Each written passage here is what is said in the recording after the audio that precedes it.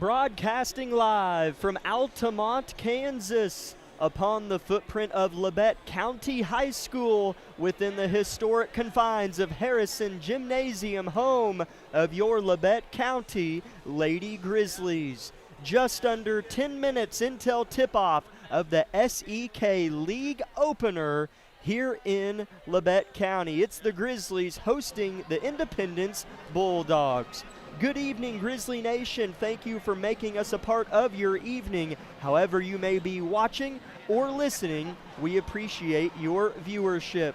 Labette County comes into tonight, the ladies, off of their first victory of the season, one in which they claimed in Towanda, Kansas, over the Wichita Collegiate Spartans, as last week it was a tournament and everyone played at Circle on the last day, on Saturday. And the Lady Bulldogs of Independence coming in with an unblemished record, 4-0, having become the champions of the T-Bird tournament last week. I'm Jack Leake III, alongside my father, Jack Leake Jr., and the Johnny D, Jonathan Dusher, on the camera. I like that introduction for Jonathan far better than the long, lengthy, wordy one that I had been using. Do you approve, Jonathan? He approves. Do you approve? Yes, sir, I do. Thank you. Good enough for me. Dad, Lady Grizzlies trying to build off of their first win of the year, and they have improved in each game and have played good opponents, so it was good to see them finally put one together and get a 17-point win. Let me check. Sorry about that. I wasn't turned up. Oh, absolutely. Yeah, I can't imagine how refreshing it was in the locker room last week to be bouncing around and high-fiving and screaming with your teammates. And, you know, a win goes a long way. It just gives you a little lift, a little bump. You know, you kind of question yourself on the first couple of losses maybe. But as you said, they've improved with every game. Doesn't surprise me with our squad and our coaches. But Independence has a fine team. We watched a little bit of them the other night as well. So we'll definitely be challenged, and I think they're going to apply some pressure to us. So we'll see if we can't get the ball up the court effectively and kind of limit our turnovers. That seems to be our Achilles this year when we get into trouble. So I look for us to give a really good effort tonight. The final score of the Lady Grizzlies' victory on Saturday against Wichita Collegiate was 49-31 in favor of Labette County. Again, their first win of the season. And kind of the story, Labette County was down 13-9 at the end of the first quarter, and then would go on to mightily outscore Collegiate in the final 3 quarters of play, holding the Spartans for the rest of the way to just 18 points and themselves scoring 40. So Labette County outscored them 40-18 through quarters 2, 3, and 4. So that was kind of more like it, as one might say, for this Lady Grizzly program that has been nothing but successful for the last umpteen years. And so it's just a different feel, different look, and Coach Vollmer's done a fabulous job, as have the girls, buying in and seeking to get better at some of those basics and overcome some of those turnovers that plagued them in those losses. That was a little bit more tidy in that victory over Collegiate. Again, this is the Tank Connection pregame show of Labette County Lady Grizzly basketball. Let's step aside for our first 1-minute timeout here in the pregame show.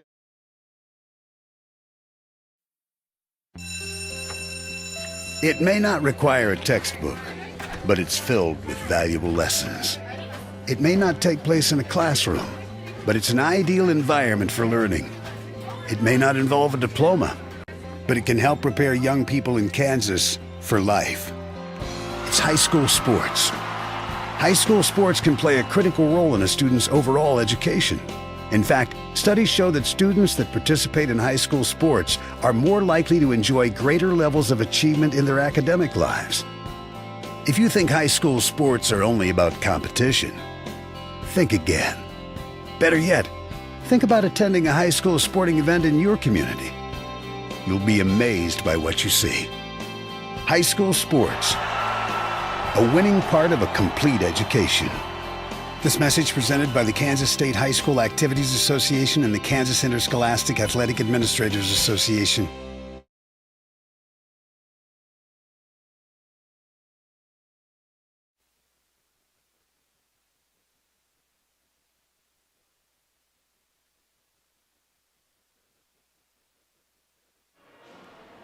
Welcome back in, Grizzly fans, to the Tank Connection pregame show of Labette County Lady Grizzly basketball. 4.5 minutes until tip-off here in Altamont.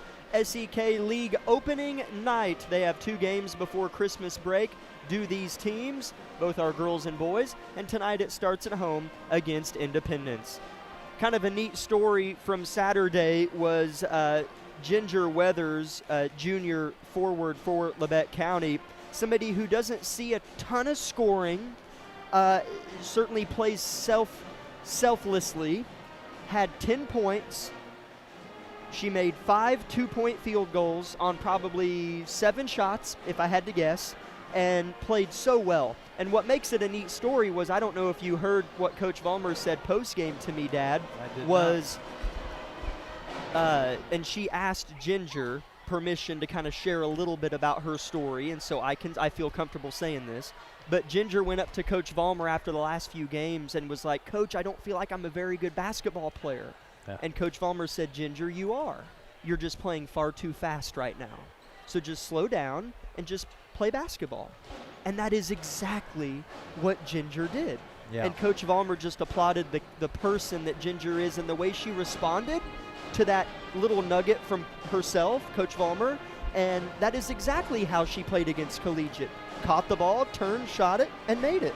Yeah, exactly. That's yeah, and then after, a couple went in, it's funny how you can see not just an athlete, but a team. As our team, as good things started to happen, all of a sudden it just changed our aura. We weren't really laboring to try to pass the ball.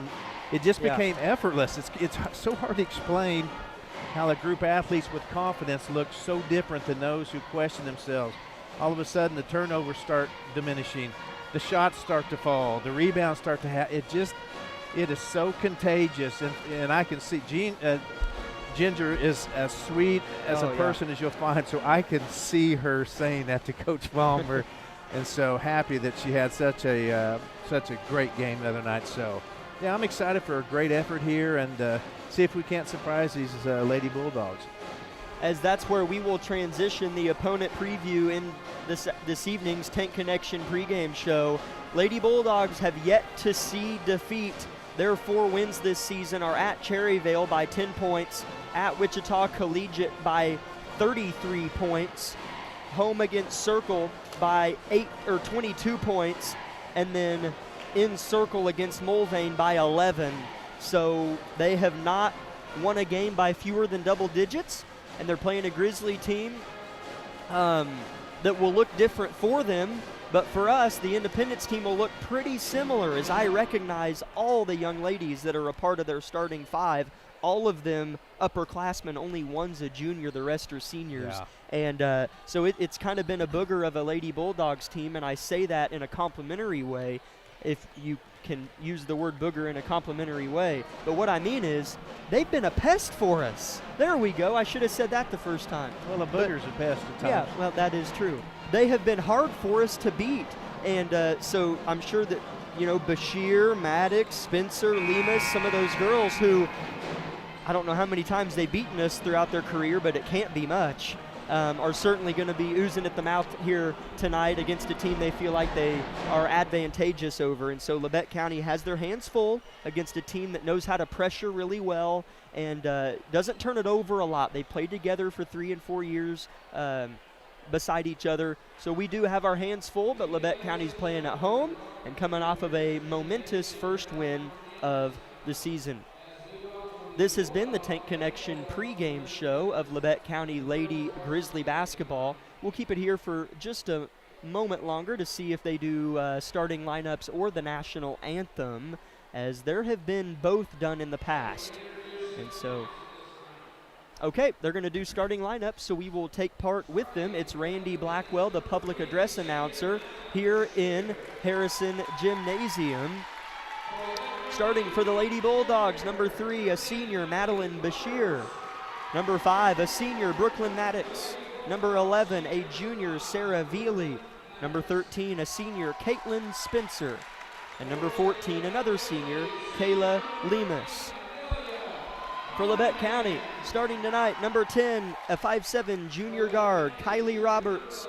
number 13, a 5'5" senior point guard. Millie Carnahan coming off of her best defensive performance perhaps in a Grizzly uniform. Freshman Peyton Davis, number 21, a 5'9" freshman guard. She has led us in scoring 3 out of the season's first 4 games. She's been impressive. As well for Labette County tonight, the final 2 starters are number 24, a 5'6" senior forward, Keely Good, and number 40, a 5'10" senior forward, Amory Baker, who had 13 points and led us in scoring in last year's home game against Independence when Labette County won by 17 points. So perhaps Amory Baker can continue the success she had last year against Independence here tonight in the league opener. Head coach for Independence is Bryson Bird, assisted by Gina McLennan. For Labette County, head coach Brianna Vollmer, assisted by Heather Wilson and Ryan Taylor. Tip-off in 1 minute, league opener from Altamont.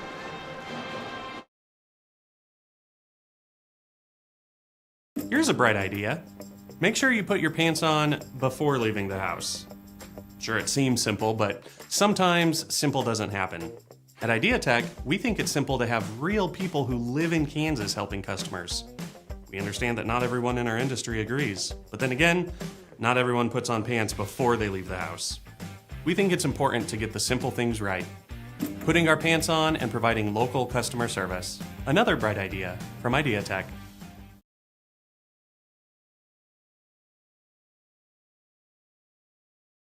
Life is about movement, and the human body is like any high-performance machine. When miles out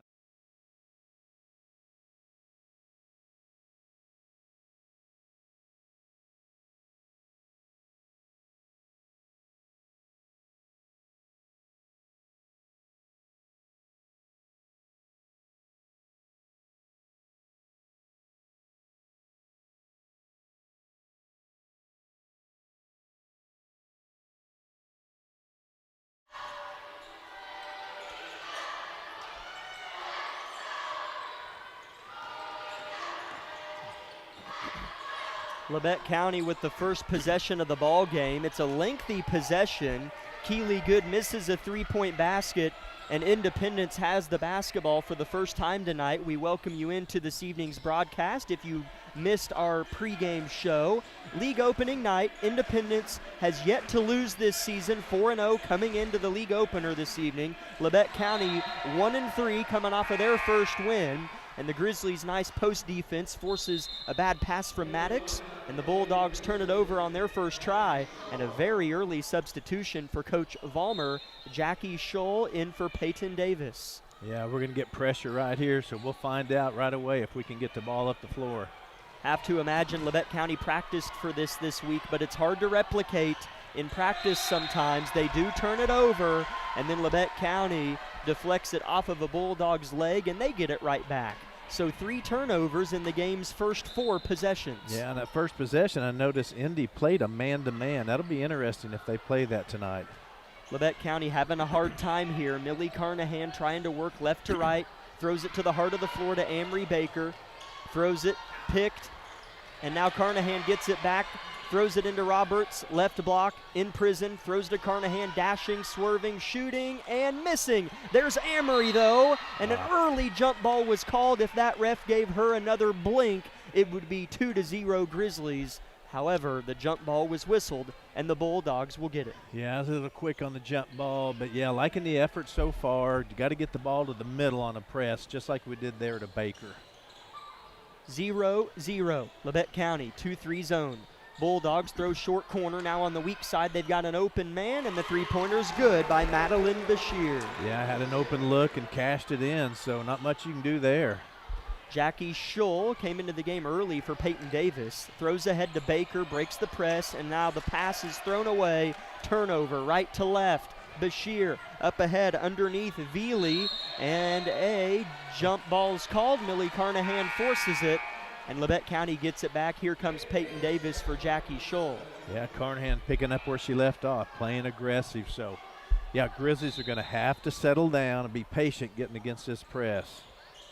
Keely Good throws it nowhere, didn't even look up court. and it's intercepted by Independence. Maddox, right wing Trey, bang, 6-0, and I heard a whistle, and they're going to call a foul on Peyton Davis, so a 4-point play potentially brewing for Brooklyn Maddox. Well, right now, if you're Indy, it's starting exactly how you want. They've hit 2 deep threes and caused us all kinds of havoc with that press. So Grizzlies are going to have to figure something out here. It's going to be a long first half for sure. And then what also takes place is I have no idea what the outcome tonight will be, but if presses are successful against us, other teams will see it, do it all the time, all year. Yeah. And so Labette County is going to have to just figure out how to turn, not panic and pass, and work it left to right to break this here in the first quarter. The 4-point play is converted by Maddox. It's 7-0 Indy, 5:50 first quarter. A foul on the Bulldogs. That's the first of the ball game for them. Maddox with it, the foul.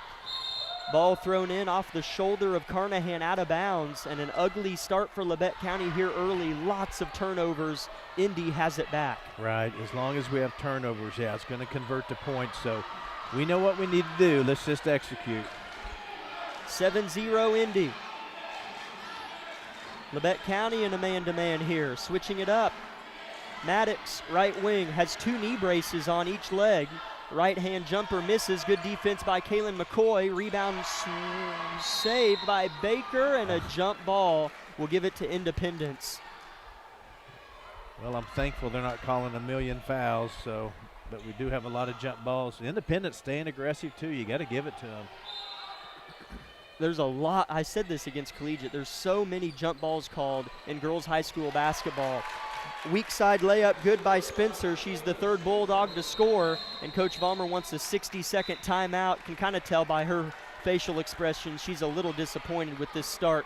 Independence 9, Labette County 0. 5:20 first quarter, 30-second break on KLKC. V93.5 is your home for the best variety of the 80s, 90s, and today. Get your day started with the Anna and Raven Morning Show. You're the judge during couples court. The couple share their disagreement, and then you decide who's right. Think you know pop culture trivia? It could pay off, and you score the cash jackpot when you play Can't Beat Raven. Krause in the House gets you home every weekday afternoon starting at 2. Stream us anytime, anywhere at klkcradio.com.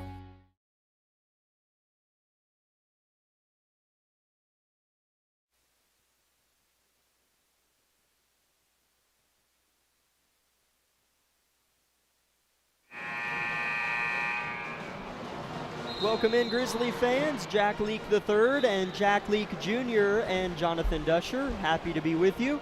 Live on KLKC Sports on YouTube and 106.7 FM radio. 5:20 to play, opening period. SEK League opening night in Altamont. Bulldogs lead Labette County 9-0 in the ladies matchup. And Coach Vollmer just kind of had her hands on her knees and took a big exhale after she called that timeout. Not happy with this start. A lot of self-inflicted errors. Kylie Roberts breaks the press and then runs into Kaylin McCoy's backside, her back, and then lost the ball out of bounds and turned it over.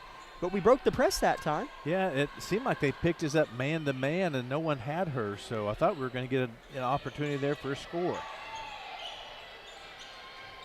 9-0 stays the score, nearly 3 minutes in. Little right-hand hook dump down, right idea, but it's on the deck, and a jump ball will be whistled, and Labette County will be the beneficiary of this possession arrow. A lot of jumps. Yeah.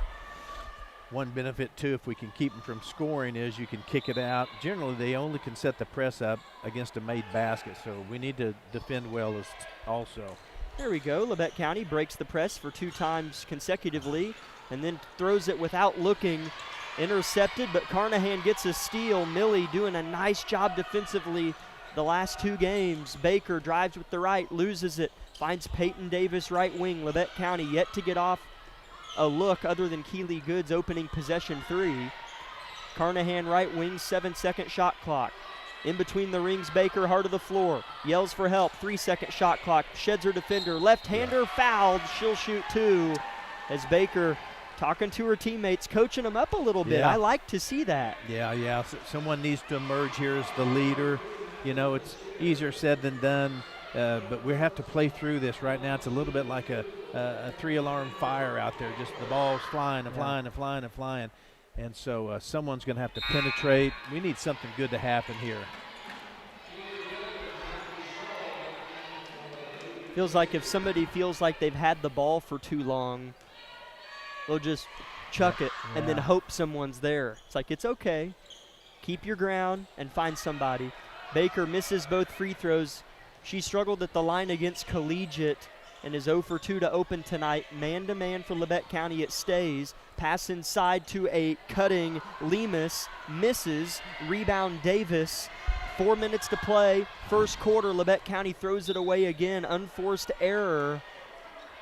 As this is different than what we had seen the last couple games where Labette County had gotten a lot better in some of these areas. Yeah, see, we kept them from scoring, so we had no press to break, and then we just throw it away. And we're so much better than that. Indy returns the favor and throws it away themselves. So Labette County certainly with many an opportunity, as Independence had only made, I think, 1 3 in the last couple games, and they've made 2 tonight, and one of them was a 4-point play for Brooklyn Maddox. So Indy hasn't had just these dominant offensive possessions. Labette County just hasn't scored, and here they're forced to throw it off of Lemus's leg out of bounds is Keeley Good. And so no room in the vacuum for Labette County right now. Yeah, the press wants you to go to the corner and to the edges. We have to get the ball thrown to the center of the court to somebody. Carnahan looks to drive, and a blocking foul called on Veely. Her and Coach Bird can't believe the call. That's the 3rd team foul on Indy with 3:35 to play. Those are tough calls. I'm glad they called it, but sometimes the ball carrier or ball handler just goes to you. Good underneath the rim, misses. Baker, weak side, up, fouled. Baker, another trip to the charity stripe, and that's the 4th team foul on Indy. Yeah, if we can get the ball inside, we might not score all the time, but we can draw some fouls and kind of change the dynamic of this game inside and out. Ginger Weathers had 10 points inside the paint, and Baker had 7 on last Saturday. First free throw, good. That's big, kind of took the lid off there, so. Baker's second free throw is going to come after a couple dribbles. It's on its way, and it's a pure swish. 9-2, Labette County trails, but the way they've played defense has given one hope they can get back in it. On the offensive side has been the struggle. Indy whips it around the three-point line. Short corner Lemus, little 7-footer. Nice shot, it goes. Yeah, that's pretty good ball movement. I'd say if we're going to press, we have to be sure and get back and get set up. We can't give them any of those. Peyton Davis picks up her dribble, finds Baker underneath the rim, and foul. Couldn't tell if she drugged the pivot foot or not. 5th team foul on Independence. So Baker's about to shoot her 5th and 6th free throw of the game, and every foul for the next 3 minutes of the quarter will be 2 free throws for your Grizzlies, who just have 1 team foul themselves. Yeah, I love it when Baker gets the ball, especially on that left post. She loves to drive down there, so seems like she's found a rhythm with the free throw line too. Pure swished that one as well. Kylie Roberts in for Peyton Davis, as that was the 2nd personal foul on Madeline Bashir. Second free throw for Amory. She didn't hit rim on her last 4 free throws. They all were pure swishes. Yeah. 11-4 is the score. Indy in front, 3 minutes first quarter.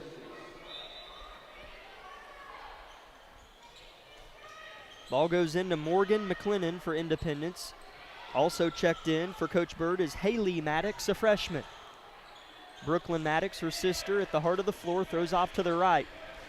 Entry pass out of bounds. I didn't think Labette County hit it. Must have. Yeah, Roberts. Okay, it'll stay with Independence with 2:50 to go first quarter.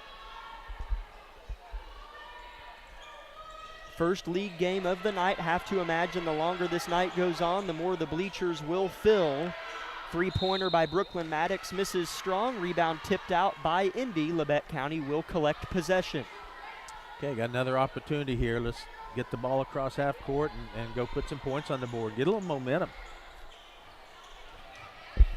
Baker tries to dribble in between 2 defenders and Keely Good has to do the special and throw it off the legs of her defenders out of bounds near the scores table below us and a little to our left. Labette County in white jerseys working the hardwood left to right. Lady Bulldogs in black jerseys moving right to left. Schull throws it into Kaylin McCoy near the logo at center court. McCoy looks to back down her defender, throws it to Schull at the top. Keely Good. Another dribble handoff. Schull, now Carnahan. Millie drives into the paint. Jump stop, kick out, good three, swish. Wow. Boy, that was some good ball movement. I thought Carnahan was going to shoot that sweet little floater she likes, but kicked it out. Good shot by Good. Labette County within 4. Indy with a good press break. A tough shot selection is strong for Lemus. No one boxed out the weak side McLennan, and Indy keeps. Dumped down, nearly out of bounds. Indy flirting with a turnover and a jump ball. Oh, they're trying to even out the foul count, huh? As a foul on Kaylin McCoy, and it'll be 2 team fouls on Labette County compared to Indy's 5 with a minute 55 left in the first quarter. Roberts and Amory Baker in the game for Peyton Davis and Jackie Schull. Yeah, that's okay. It seems like just a minute ago it was 9-0 or something like that. Yeah. So. Short corner swish from Spencer, and then a foul after the bucket on Amory Baker. So I think Indy gets possession. So they have an opportunity here after Spencer scored her 4th point of the game to have a 4 or 5 point possession here. Oh, I didn't see that. I mean, obviously it happened. Very rarely does that happen. Yeah. Indy will get possession. First personal on Amory Baker. Brooklyn Maddox to throw it in. She initiates. It's a set play for her in the corner, but she's not open. And Haley Maddox reverses it to the far side. Brooklyn comes to get it near the LC Grizzly paw with 22 seconds on the shot clock. Dumps it off, corner, 3-point shot by McLennan. Indy with the offensive board. Maddox misses. Rebound Kylie Roberts, so Labette County avoids a bullet there, down by 6. Yeah, that's right. We can't give them shot after shot, so have to go get those rebounds and kick it out and avoid that press. Keely Good hit a 3 on the last possession. 1 for 2 from beyond the arc is the senior. Minute 10 first quarter. Labette County down 6. Baker touches the paint, looks to kick, finds Carnahan left wing, suffocated. Finds Baker yet again. 2-man ball on this possession. 10-second shot clock. Baker spins, sheds, shoots, scores. Yeah, the more I see that, I hope we just clear out and let Amory go one-on-one all night long. She can take that girl to the hoop. Then try to force him. Oh, Kylie Roberts, nice steal. Dumped down to Kylie, out of her grasp. Turnover, landed out of bounds. Labette County had Indy by the throat on that possession, but couldn't finish. It's 13-9. Lady Bulldogs and the Grizzlies play better here and force a Coach Bird timeout. 40 seconds left in the first quarter. It'll be Indy ball. They lead Labette County 13-9. We'd like to keep it here and thank a few sponsors for allowing our broadcast to take place. Labette Community College, Forbes Hoffman Funeral Homes, Clemens Insurance Agency, Idea Tech, Bartlett Co-op, Labette Center for Mental Health Services, Day and Zimmerman, Community National Bank, Unified School District of USD 506, Elm Haven Nursing Home and Woodridge Estates, SEK Orthopedics, Doctors Mosier and Meister, as well as Tank Connection. So Labette County has tidied things up after jumping out down 7-0, and it might have been 9-0. Close to that anyways, but nonetheless, they're only down 4 now, playing defense here. Right to left, Labette County playing defense. Inside the paint, the Bulldogs kick it out. Haley Maddox, long 2 misses. Rebound McCoy, ball on the deck. She'll pick it up and find Millie Carnahan. 23 seconds left. No shot clock, first quarter. Yeah, we'll see what we can do here. Close out this quarter with some momentum. I almost said Coach Argerbright. Coach Vollmer coaching her heart out on this possession here, barking at her soldiers. 6 seconds, first quarter. Carnahan collects. 3 defenders on her here. 1 second. Amory Baker from deep missed the bank 3, and it was pretty sporadic for Labette County on that final possession of the first quarter. So at the end of one, Labette County 9, Independence 13. Back in 1 minute from out.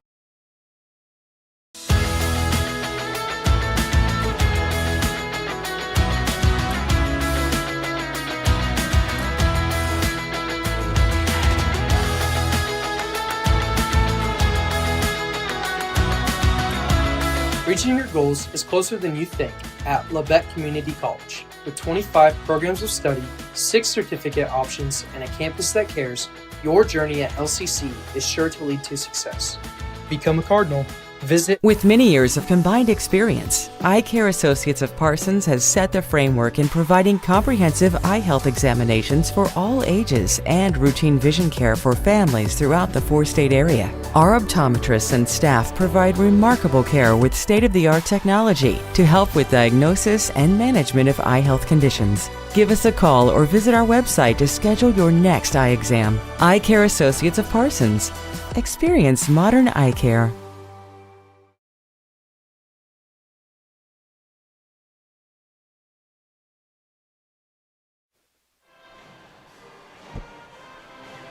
Thirteen to 9, Labette County trails Independence. A fresh 8 minutes put on the scoreboard. And speaking of which, let's bring in cameraman Jonathan Dusher. I added a feature to the scoreboard on the live stream. It's got a timer on there that you have to stop and start, Jonathan, so our viewers can see the time in the game. How is that going? It's going pretty good, couple hiccups. I think I missed the whole offensive drive, so I apologize for that, as the camera was down on the empty court while the ball was down on the other end, so I apologize. We appreciate what you do, Jonathan. There's more things than people would think that you have to look out for. The angle, the score, now the time, that's got to be hard. So thanks for giving us your best. We appreciate it. Independence with the ball right to left, up by 4. A baseline drive here, nothing was there. A kick out to Lemus. She'll move it quickly. The ball doesn't really stick too much for these Lady Bulldogs. Kind of contrast at the other end of the floor on a few possessions here. Spencer throws off. Lemus, long 2-pointer falls. She's got 4 points, and all of them were tough shots, or both were tough shots. Yeah, and I thought we defended pretty well there, actually. So just credit that to a good shot. Labette County breaks the press here.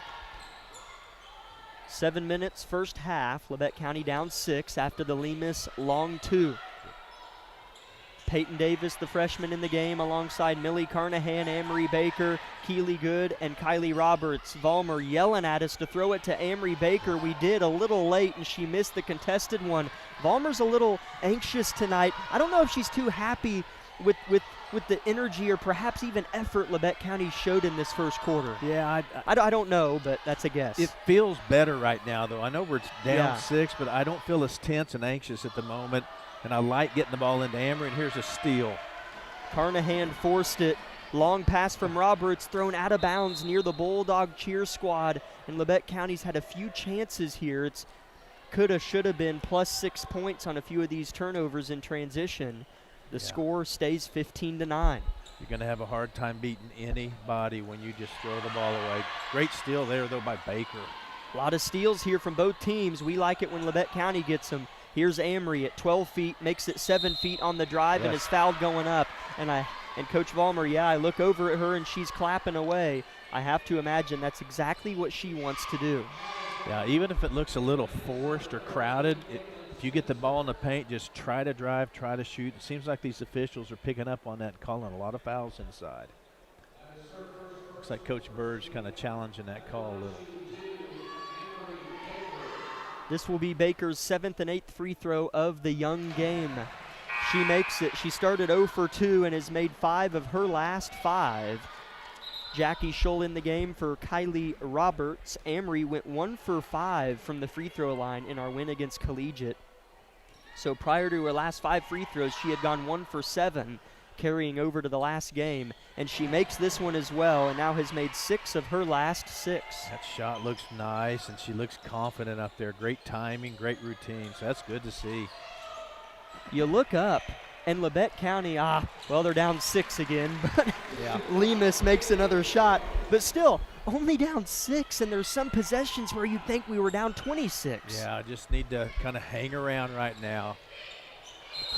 Double dribble by Schull here, and Labette County will turn it over and have to play defense here again. 17-11, advantage Bulldogs. Lady Bulldogs 4-0 on the year. Labette County 1-3.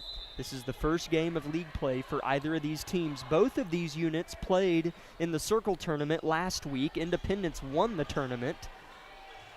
Here's Brooklyn Maddox with a nice pitch inside, and then that's real easy for Lemus. She has 8 points. Labette County kind of losing Lemus on that block behind them. Yeah, my goodness, those are simple shots too. Here's Peyton Davis, left to right, throws off to Schull. Ball's on the deck, kick out. Carnahan 3 is on its way and long. Rebound Davis. Shot clock won't reset. Keely Good wants her second 3 of the game, missed it. Rebound Lemus, right to left, she's pushing hard. I feel like that wasn't a bad possession, but we've certainly got to tighten up our defensive side of it. Foul on Keely Good. Lemus went 90 feet and got fouled. Nobody stopped her. And she'll shoot 2 free throws to try to give Indy a double-digit lead. Yeah, we're generally kind of contesting more shots. These last 2 possessions gave them a couple little bitty old bunny shots down there that they're not going to miss. So got to find out who's out of position and kind of tighten that up. Lemus converts on the first attempt. Kylie Roberts and Kaylin McCoy check in for the Grizzlies.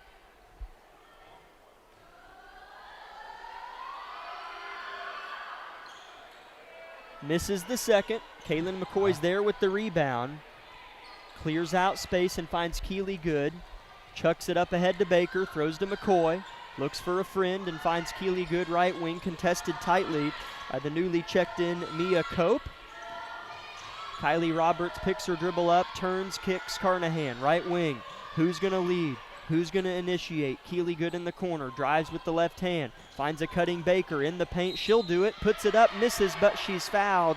And that has been the offense for Labette County tonight. It has been. Amry's decided she's going to go downhill and go score. So, and there's some other girls certainly that can do the same thing. So rather than just looking to kind of cut and pivot and pass, then cut and pivot and dribble and pass, we need to start looking to go downhill and score. Baker's free throw rims out. She'll get one more try. Labette County down by 9. 4:45 to go in the second quarter. Second free throw up and strong. Labette County almost got it, but Lemus has possession, throws off to Brooklyn Maddox. Right back to Lemus, bounce pass inside. Indy really utilizing passes wisely, as instead of dribbling to an open spot, they're just passing to it. And 2 free throws is coming up for Spencer as she was fouled by Amory Baker, her second personal. Looks a little bit like Indy's doing to us what we're wanting to do to them, is get the ball inside and either draw a foul or get kind of a little chip shot. Spencer's first free throw misses short, clanks off the orange rim here in Harrison. Ginger Weathers checks in, I believe, for the first time tonight for Amory Baker. Ginger with a fabulous game last Saturday afternoon. Yeah, I think Baker needs a blow. That's probably a good change, and Keely Good as well. Second free throw for Spencer, no good as well. Weathers in position, it's tipped out long, and Labette County comes away but loses it. Davis hits the deck, Maddox for 3, that would hurt, missed it. Rebound Davis. Labette County dodged another one, playing matrix here. They need to score.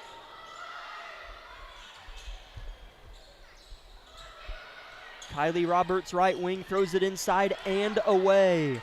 Turnover, Bashir, harassed by Millie Carnahan, who's playing really good defense tonight. Independence gets on the backside of the press, though, and has 10 seconds on the shot clock to work.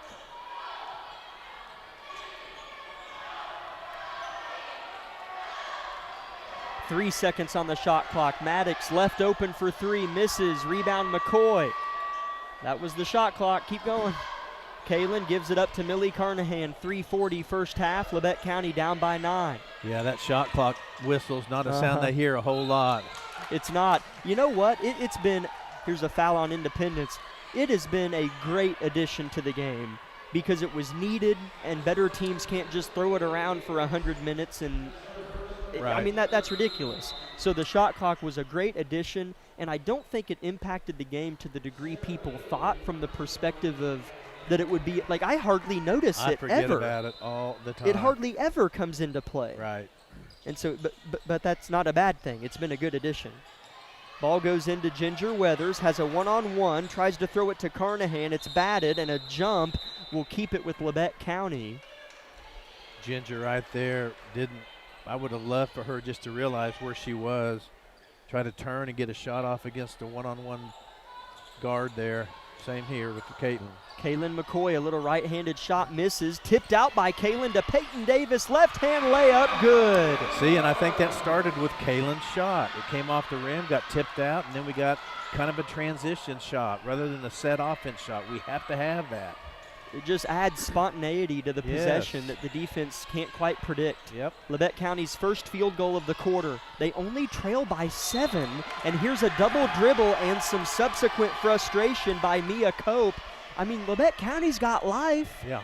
They're very well in this game, 3 minutes until half. When I was saying earlier we have to hang around, I didn't mean play lackadaisical. We want to play aggressive, but the more we kind of stay like this, that pressure always hangs on Indy. McCoy sets Davis a screen, pick and roll. Davis at the paint, dumps it late, turnover. That is just where you got to figure out how to score. It was a 3-on-1, if I'm not mistaken, situation downhill. You just got to find a way to score. Yeah. Opportunities like that, we got to cash some of those in. Carnahan gets in a passing lane, pokes it out. Her defense has been tenacious. 2:40 first half. Near backcourt. It is backcourt. Violation Bulldogs. They have not played particularly well either here tonight. They've had their share of giveaways as well. That's right. 20-13 Grizzlies trail. Davis scored our last bucket. Picks her dribble up here near pick. Ginger Weathers wants a 3. Why not? Barely missed it strong.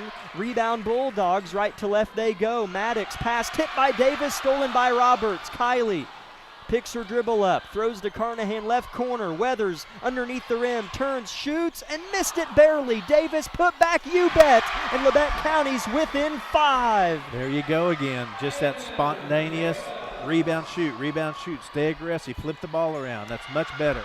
Davis gambled and missed on the passing lane. Ball underneath and a foul on Millie. Maybe didn't give Spencer enough room to work. That is the 3rd team foul on Labette County. It should be on the floor. I didn't know she shot. But it'll be 2 free throws for Spencer, who is 0 for 2 from the line tonight. Yeah, it was close. She might have been in the act of trying to shoot, I guess. But I'm good with that defense right there. Spencer's first free throw falls in. It's 21-15 Independence. Jackie Scholl back in for Ginger Weathers with 1:58 to go in the second quarter. Jonathan, you're doing a great job with that clock on the live stream.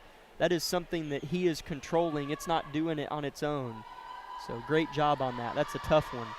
Second free throw for Spencer is good. She's got 6 points, leading the way in scoring so far for Labette County. Baker has 8, and Lemus has 9 for Indy. A big 1:50 for Labette County, and it doesn't start the way you want. A turnover, a foul, and 2 free throws coming up in a moment for Veely. Labette County got within 5, their closest margin in a while. It's back up to 7, and Indy with another 2 free throws. Yeah, and I know the girls are frustrated too, but we just keep shooting ourselves in the foot. The more we can eliminate those, the more we can play with a lot of teams in the league. That's the deal. You're right. Veely makes the first. Self-inflicted is kind of where the hope for a solution comes into play, but also the disappointment in the moment, because it is our fault. It's not as much what Indy's doing as what we haven't done. That is what also gives hope for the future, but frustration in the moment. Yeah, sometimes the pressure they put on us can inadvertently cause us to panic, but but still, we're better than that. Veely misses the second free throw. Labette County has possession, down by 8, minute 20 left. Carnahan, top of the key, keeps it in the right hand. Scholl in the corner. Head fakes, 4-second, shot clock. Scholl shoots and misses, and an over the back on Kaylin McCoy, poking with that right hand as she's the tallest girl on the floor. And that's the 5th team foul on Labette County. And sometimes you'll see, if you watch college or NBA, if it's an offensive foul, it won't result in free throws for the other team if they're in the bonus. It's kind of only, like if it's a charge, right, it won't be free throws at the other end. So perhaps at high school that's different. So 2 free throws at the other end for Spencer, with that being, as mentioned, the 5th team foul on the Grizzlies. That's Kaylin's second. Spencer swishes the first free throw. The difference might be a player control foul, which is a charge, versus just a foul, an outright foul. Yeah. Maybe. You're probably right. Because it's on charges where I see that most of the time. Because you don't see a ton of offensive fouls that aren't charges, some other things. Second free throw is good as well by Spencer, and Independence has their first double-digit lead of the game. 1 minute, second quarter. Carnahan comes off the screen, dribbles in the corner, looks inside for Carson Moore, who just checked in, and a jump ball is going to give it to Independence. I feel like now we've kind of walked ourselves back into a panic mode. We had a pretty good stretch there where it didn't feel quite as cranked up. 25-15. Independence in front with the ball. Long quarterback pass. Finds Spencer underneath. Fouled again. 2 free throws for her. She's been busy. Amory Baker has shot 10 free throws for Labette County, and this will be Spencer's 7th and 8th. Yeah, that was a pretty good football pass, honestly. Got it all the way down the court, kind of broke our press and created that shot that caused the foul. First free throw by Spencer is on its way and good.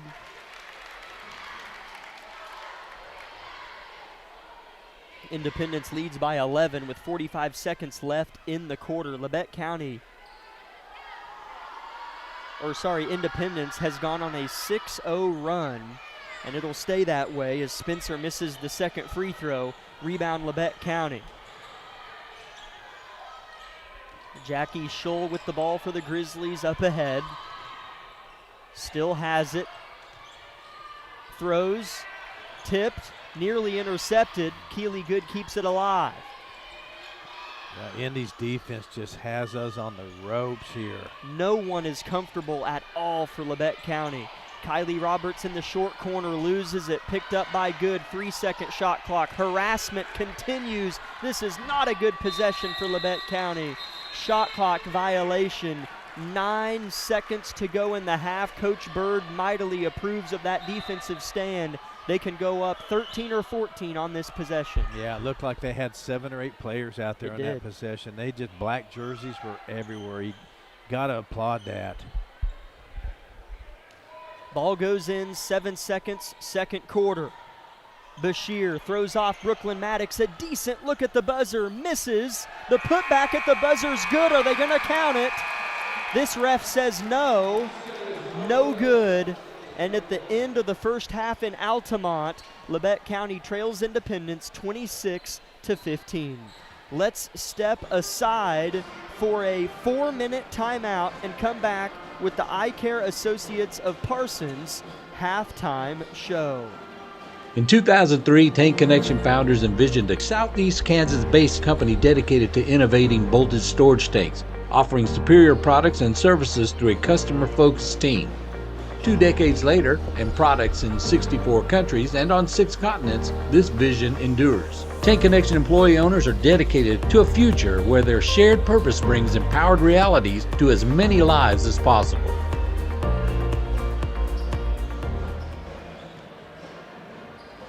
Here's a bright idea: streaming without buffering. It's not 2014. There's no reason for laggy internet and buffering shows. IdeaTech has the technology. It's fiber optic cable. IdeaTech has brought high-speed fiber to 75 communities and counting. Don't put up with outdated internet. Stream without buffering. Another bright idea from IdeaTech.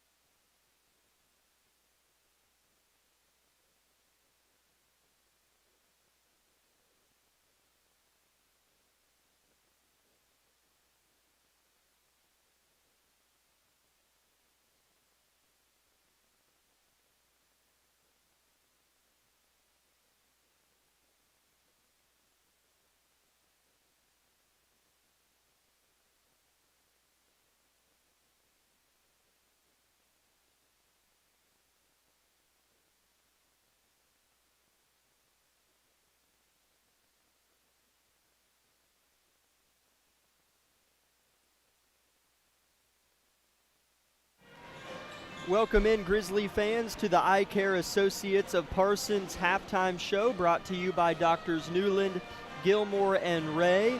Labette County trails Independence 26-15 at the halftime break, and especially given Labette County's more buttoned up and polished performance, which led to a victory against Collegiate on Saturday, that first half was not what we were hoping for and or expecting.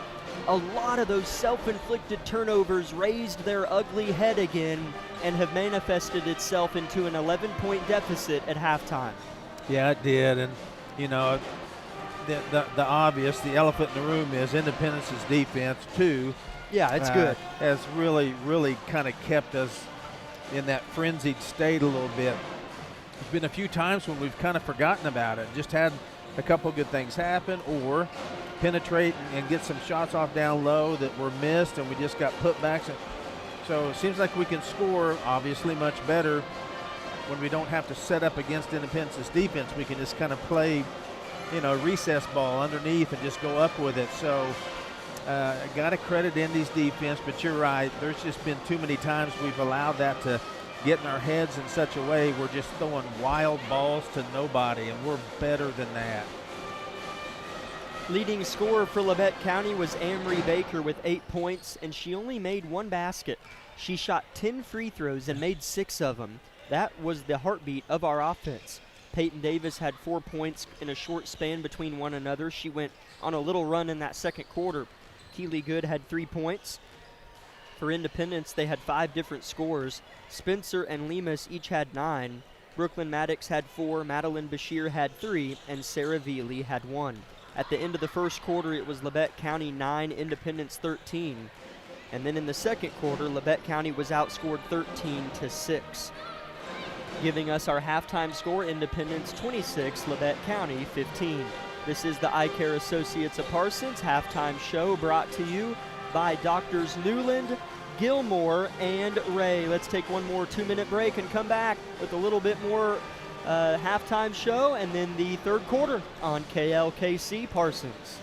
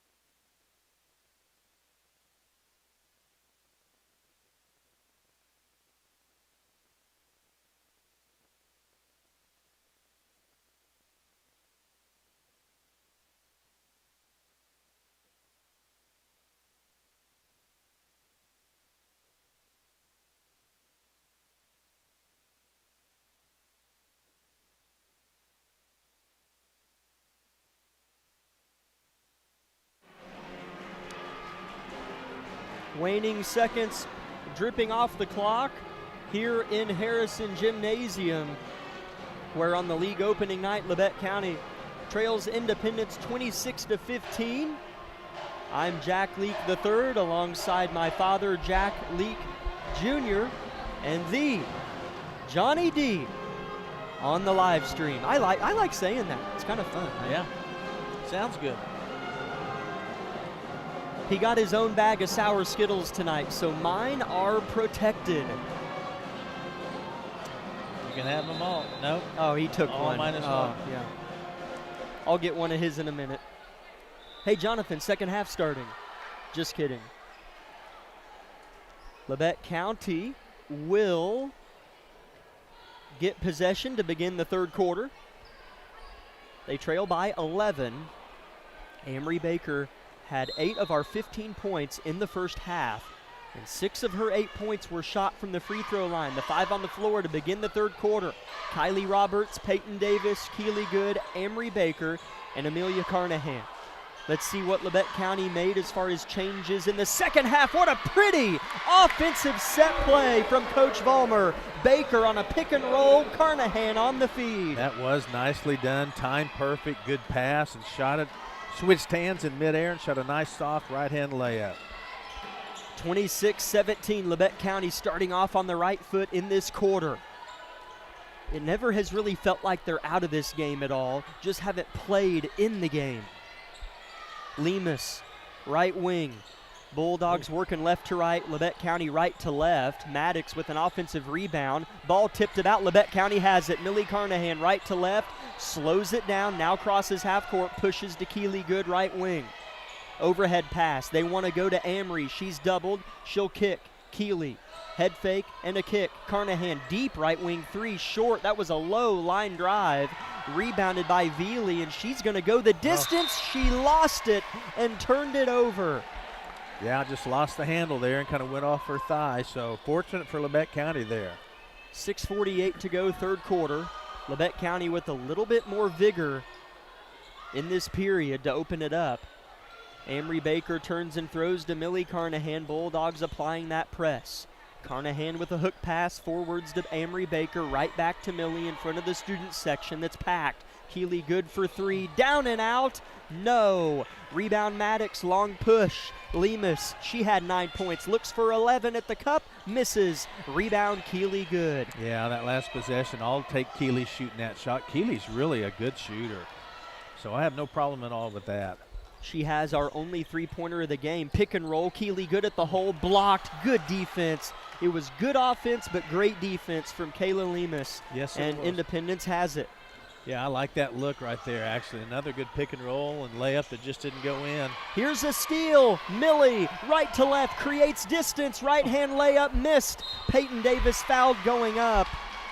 And she'll shoot two. Labette County starting off well, looking to make it a 4-0 run with Davis's 2 free throws. Somebody else brought us a bag of chips. We get all kinds of snacks for some reason. Well, looking across the court, your mom was waving, so she was waiting on that to be delivered, so I know where this came from. First free throw good from Peyton Davis. What are those? Sweet potato kettle chips. So they, instead of having 300 carbs, they have 280 and carbs. Jonathan is already reaching out. He will probably have one. It is inevitable. 26-18. Peyton Davis misses the second free throw. Indy looks for some offensive success and won't find it. Nearly a steal for Kylie Roberts. Independence keeps and a foul, but Labette County playing hard defense here. We'll see who that's on. That's on Millie Carnahan, her second. I like right now how we've come out of the locker room. Seems like we've got a definite game plan offensively. We're down 8 now. Good entry play there. Spencer's going to score. She's the first player for Indy in double figures. Labette County down by 10, 5.5 third quarter. Millie Carnahan, right wing, dribbling with her head up, now picks up her dribble and hook passes to Baker, who's well beyond the paint. Have to imagine she'll go try to post up down there. Kylie Roberts turns it over. Lemus left to right, misses. Good defense by Carnahan. The layup was missed. Peyton Davis sprints, picks her dribble up, throws to Kylie. One more Millie, left wing. A screen from Good is denied, and the point guard rotates the ball around the right side of the three-point line.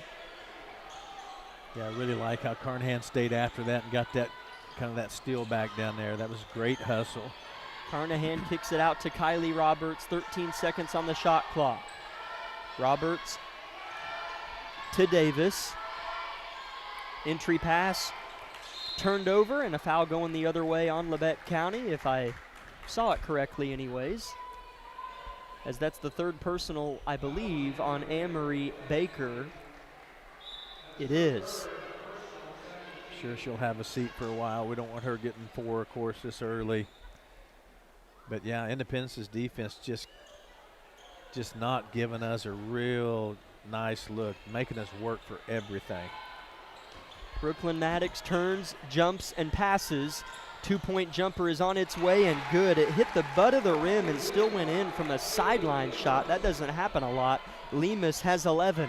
Yeah, it was definitely a fortunate jump there, a little bounce for her. Indy back up 12 when it feels like Labette County has subtly outplayed them in this half. 4 minutes, third quarter. Yeah, Indy's got to credit their defense for this game so far. It's just giving us fits. They go into McCoy, who throws it to Good on the weak side, and Keeley scores it. better ball movement there. It was. McCoy did a nice job of making a good quick pass. A good shot there by Good. 30-20. Labette County trails. 3:45 third quarter. They go inside. McCoy is going to be called for the foul, and 2 more free throws coming up in a moment for Caitlin Spencer.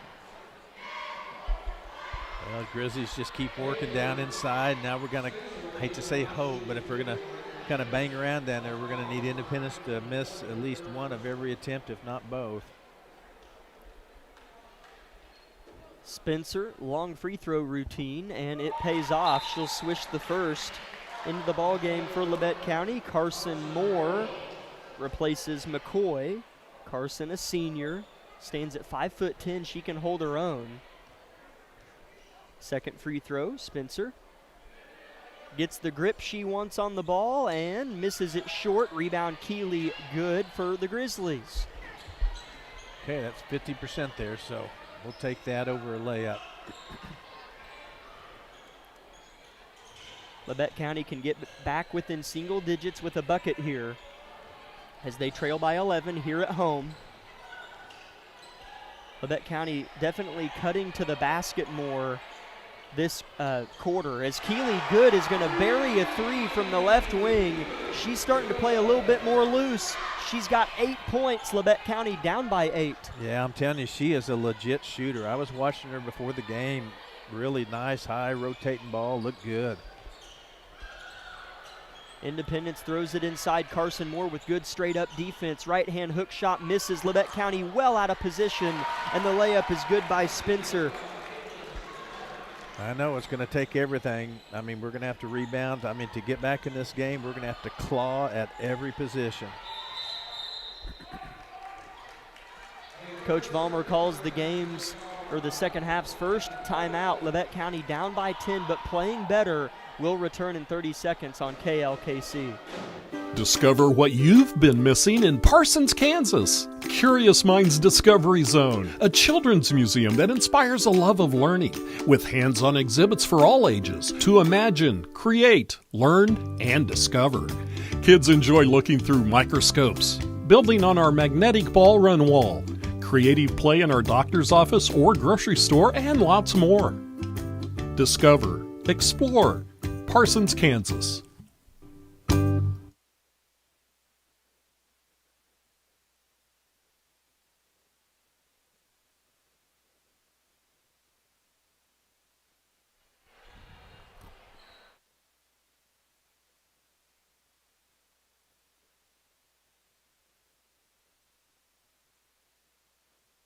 Labette County throws the ball in here.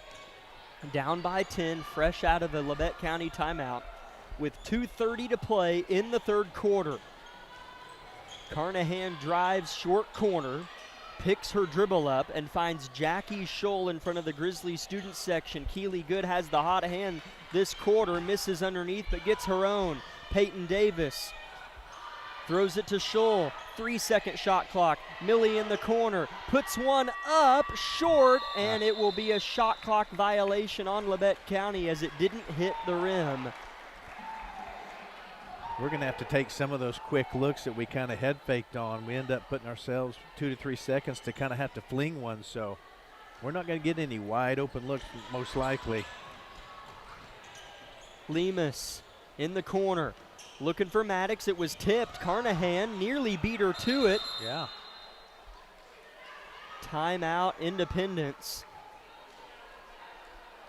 I wasn't sure they had possession to call timeout, but that's a moot point now. Nonetheless, Independence is granted the timeout, and we would like to thank Labette Community College, Idea Tech, Day and Zimmerman, Unified School District of USD 506, Elm Haven Nursing Home and Woodridge Estates, Carson Wall Funeral Homes, Commercial Bank, the corner store of Altamont, Labette Center for Mental Health Services, Community National Bank, Clemens Insurance Agency, Forbes Hoffman Funeral Homes, SEK Orthopedics, Doctors Mosier and Meister, Tank Connection, Wood Insurance Center, Labette Bank, the Bartlett Co-op, and Labette Health.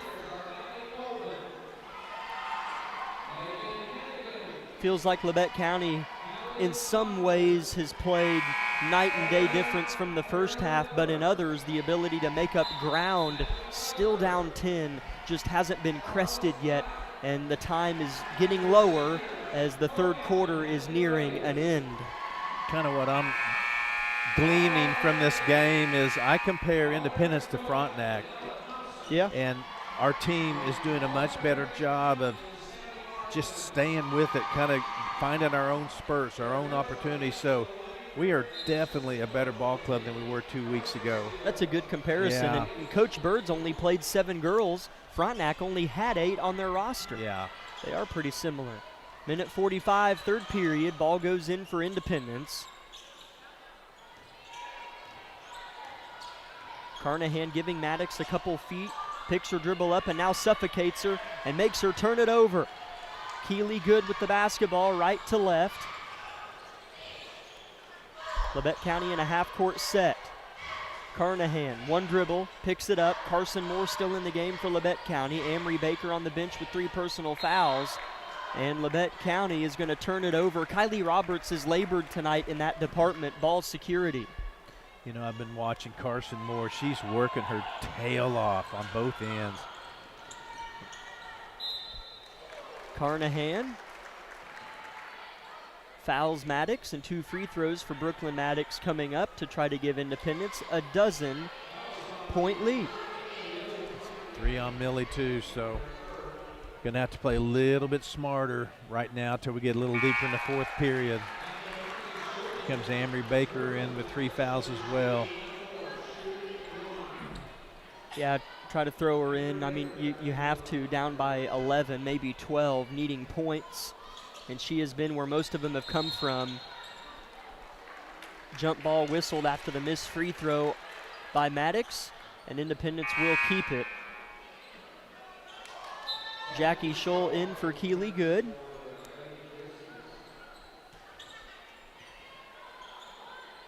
Brooklyn Maddox to key it in for Labette County.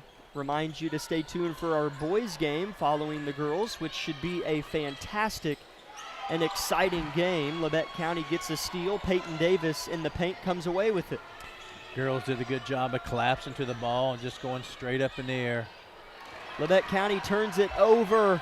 Intercepted pass, left to right layup is no good. Rebound, Kylie Roberts, who's defended tightly, pushes it up ahead to Peyton Davis. Got to credit Kylie with staying with it. What a nice backdoor by Millie, and she'll score at the rim. Her first points of the ball game. Labette County down by 9, 30 seconds, third quarter. That's a turn of events. Indy was going to get a layup, and we stopped it, got our own. So that's a flip there.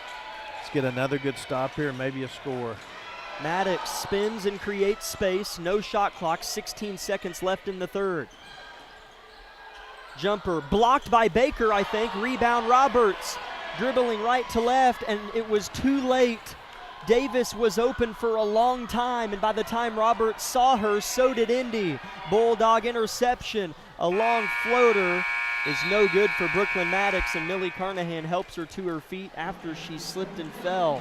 At the end of 3, Labette County 25, Independence 34. 1 minute break on KLKC. In 2003, Tank Connection founders envisioned a Southeast Kansas-based company dedicated to innovating voltage storage tanks, offering superior products and services through a customer-focused team. 2 decades later, and products in 64 countries and on 6 continents, this vision endures. Tank Connection employee owners are dedicated to a future where their shared purpose brings empowered realities to as many lives as possible.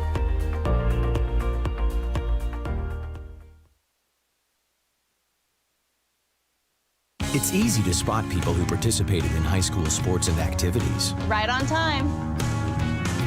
They learned important lessons like leadership, teamwork, respect. Hey, our meeting moved to 10. We'll be ready. Values that last a lifetime. We need to focus on 3 factors. Support high school sports and activities in your community. When kids take part, they get set for life.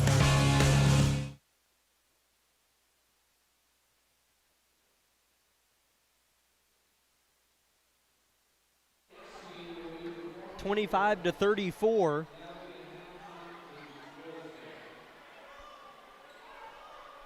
Independence leads Labette County with 8 minutes to play in the game. Fourth quarter about to begin.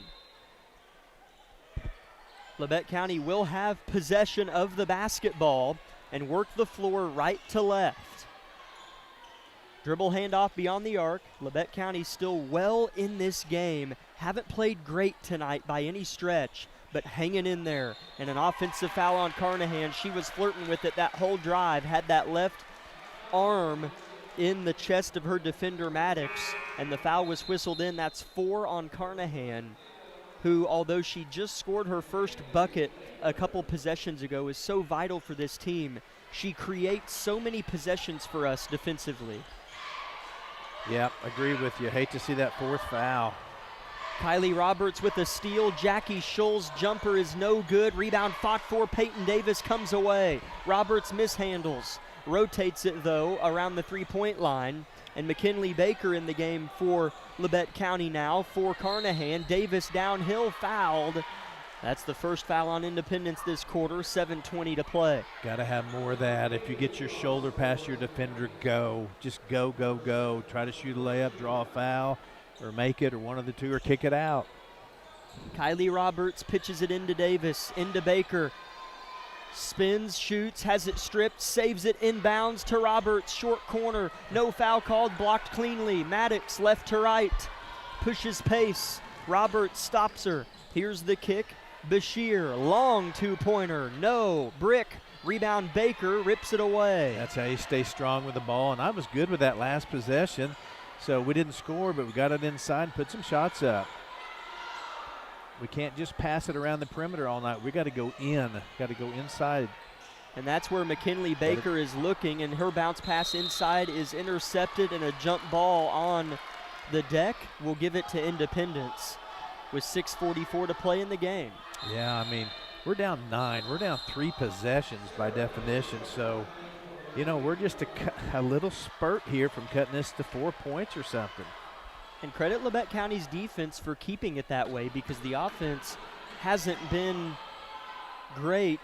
And so to be within 3 possessions with 7 minutes to play, the defense must have done something positive. Yeah, to Frontenac, a similar team, we had a running clock. So I'm just saying we're really getting better. Bashir for 3, misses short. Typically, whenever somebody airballs a 3, as Spencer made it underneath the basket, as I was a little bit dumbfounded as Labette County turns it over, now down 11. Usually whenever a 3 is airballed, it lands on the baseline, but that one landed a little bit short of it, so it didn't land out of bounds. Left to right, Lemus looking to add to their 11-point lead, misses the floater, out of bounds off of Spencer.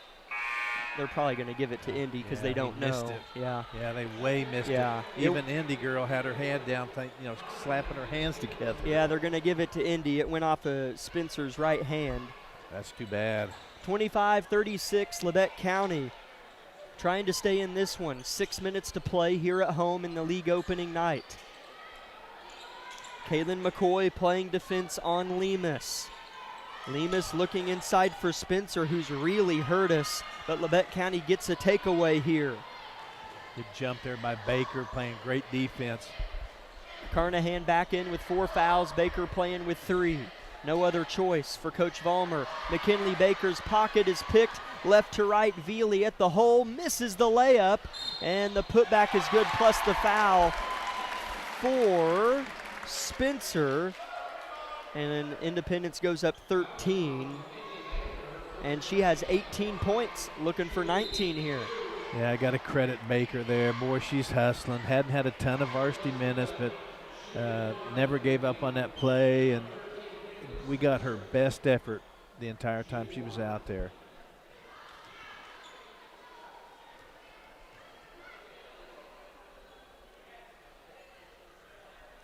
The and one free throw is a swish for Spencer.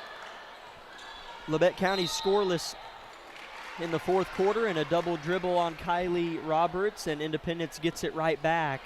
Labette County now down 14 with 5.5 minutes left. Yeah, just another one of those turnovers. They've plagued us tonight. Sounds simple, but if we can clean those up, I mean, it's easy to say, I guess, but we can really help ourselves. Brooklyn Maddox drives baseline, tight ropes it. One hand whip, three-pointer for Lemus. And now Indy's up by 17 with 5 minutes to play. Yeah, just like that.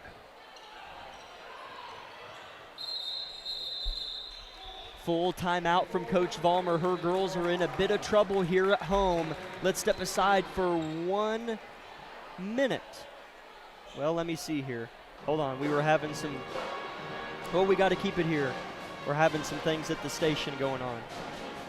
So Labette County down by 17 with 5 minutes to play, scoreless in the fourth quarter, as a 17-point lead is where this game has felt like it's been emotionally since the jump. In some retrospects, yeah. Labette County just didn't begin this game well, and they've had only a few moments where they have played well. And so this game just now on the scoreboard is where it feels like it's been all game, and that sounds awful, but part of my job too is to convey what I've been seeing, and that's what I've seen. And Labette County, who looked much improved last Saturday, has struggled. However, Independence, again, like some of those other teams we played, is good, and their defense is very strong. Yeah, and Coach Vollmer and our girls will tell you we're way too sloppy right now to beat a good ball club. We can compete with them. I mean, my goodness, 2 minutes ago we were within 9 talking about just 3 possessions away. So we'll continue to work, and close this game out hard and try to close this gap and win this game. But just so far, just too many giveaways to be super effective. If I remember correctly, as Labette County inbounds the basketball, Labette County was down 20-15.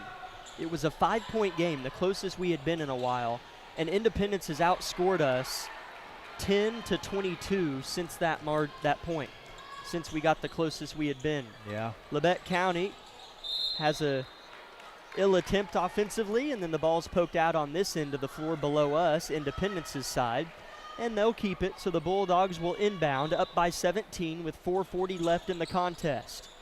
Brooklyn Maddox surveys her options, throws a little dumper to Amory Baker of our team, and it's intercepted. Coach Bird wipes some sweat down his face in frustration there. Carnahan left wing, ball above her head. Worked around the right side. Davis fakes a pass inside, keeps it right wing. Carnahan launches a three, misses it short, tipped out by Kaylin. She's good at that, and Millie will keep it. Yeah, I'm good with that. Some ball movement. Millie's a fine shooter too. I don't mind that at all. Baker inside, her shot's blocked, and a jump ball on the backside called. McCoy getting tied up with Lemus, and Independence has the possession arrow again. Yeah, McCoy down there in pretty good position. Felt like she was going to steal that away and go up with it. So it's pretty early jump ball, but here we go. 4 minutes and ticking. 25-42 Indy. Maddox throws it in, pretty pass to Spencer underneath, deep catch, and she'll shoot two. She was fouled.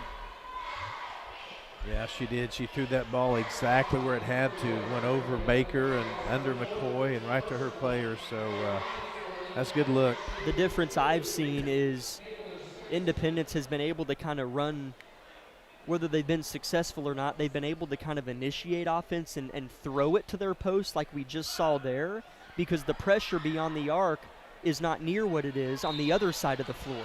Whereas Labette County can't throw it inside because their guards can't see them because they're getting harassed. So that's kind of the difference that I've noticed. Yeah, I mean, I agree with that. That's exactly kind of what's been going on. First free throw was missed by Spencer, and the second one is made. Independence goes up by 18 with 3:50 remaining. Labette County scoring just 25 points this evening so far in this one. Carnahan dribbling with her dominant right hand is, man, I'll notice this too. Independence is good defensively. A lot of their girls are good at defense. It's not just one or two. All of them can keep their chest in front of you all the way down the court. Maddox gets a steal, turns and finds a teammate. Multiple bodies hit the deck. Maddox rises to her feet as Bashir has the basketball for Independence.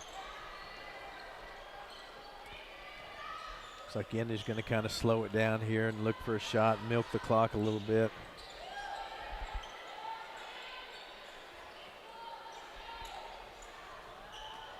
Ball's on the far side of the floor. Bashir, play and catch. Maddox, open three, good. Yeah, that was textbook there. A lot of ball movement. Got an open look at the top of the key and cashed it in. Grizzlies now down 21. Backside pass. Carnahan at the hole. Missed it barely. Rebound Indy. That was nice. It was a good pass, good shot. We just didn't get that one to go down. Lemus for three. Bang. We talked about how contagious it is when a team starts playing well, and Indy's a prime example right now of things going your way. 24-point lead for the Bulldogs as this game was close not long ago, and Labette County was right there. A whistle as Davis put up a three. And, Coach Vollmer called the timeout. Okay, a 30-second timeout called by Coach Vollmer. So I'll see. Let's go ahead and step aside for 30 seconds.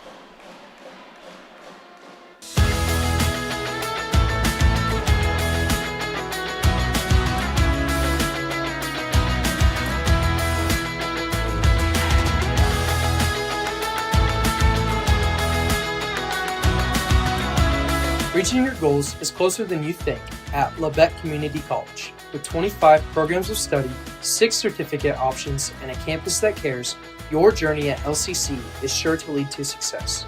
Become a Cardinal. Visit labette.edu to learn.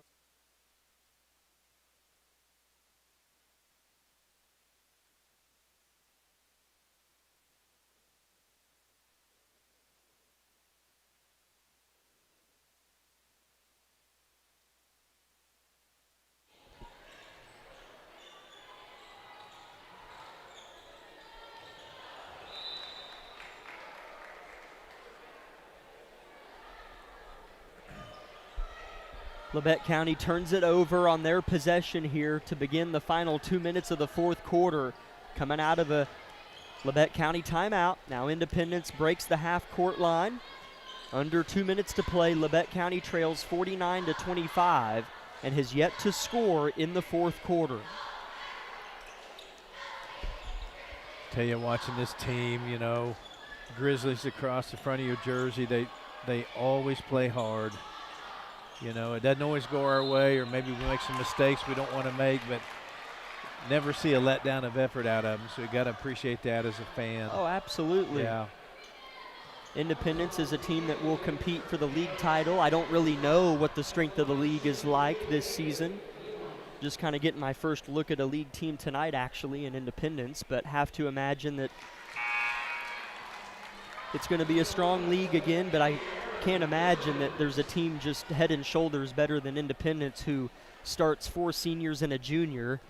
As Lemus makes the first free throw, they go up by 25 with the second free throw on its way and good. A few different girls that can score. Lemus has 19 and Spencer has 18. Those two have played well. They have 37 of the team's 51 points. Aaron Dickens in the game for the first time tonight. Ginger Weathers on as well, alongside Carson Moore, Jackie Scholl, and Millie Carnahan. 90 seconds to play here in the girls' first league game. Grizzlies 1-3. Backdoor pass, Redwell, intercepted by Brooklyn Maddox. And this Bulldog squad is going to stay undefeated on the season and go to 5-0. Here's good hands by Carson Moore. Nearly resulted in a steal, but it'll result in a turnover. No, they say tipped by Labette County, so no backcourt violation. Just under 1 minute to play in this one. Independence working it around the three-point line. They had made just a couple threes on the year coming into tonight, and they're going to leave tonight with 4 made threes, maybe 5 if it goes. It misses, didn't hit the rim. It was Bashir on the shot. And that's the shot clock violation, the first one for Indy tonight. Kylie Roberts checks in for Millie Carnahan, who played hard again, only scored 2 points, played with 4 personal fouls late in the game, and has been a very strong defender for us the last 2 games. Yeah, she sure has. It's obvious her effort. Oops, another turnover here by the Grizzlies. Shot clock is off, and Independence can just dribble this one away. They lead 25-51 with 20 seconds and melting. Labette County will travel to Parsons on Friday evening to play the Vikings, and that's the last game before Christmas break. And so that's always fun whenever Labette County plays Parsons. 51-25 is your final score. Independence moves to 5-0 on the season. Labette County to 1-4.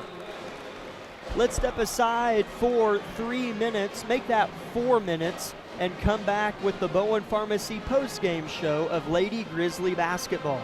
Life is about movement, and the human body is like any high-performance machine. When miles add up, parts wear down, and that's when pain begins, and here's where it ends.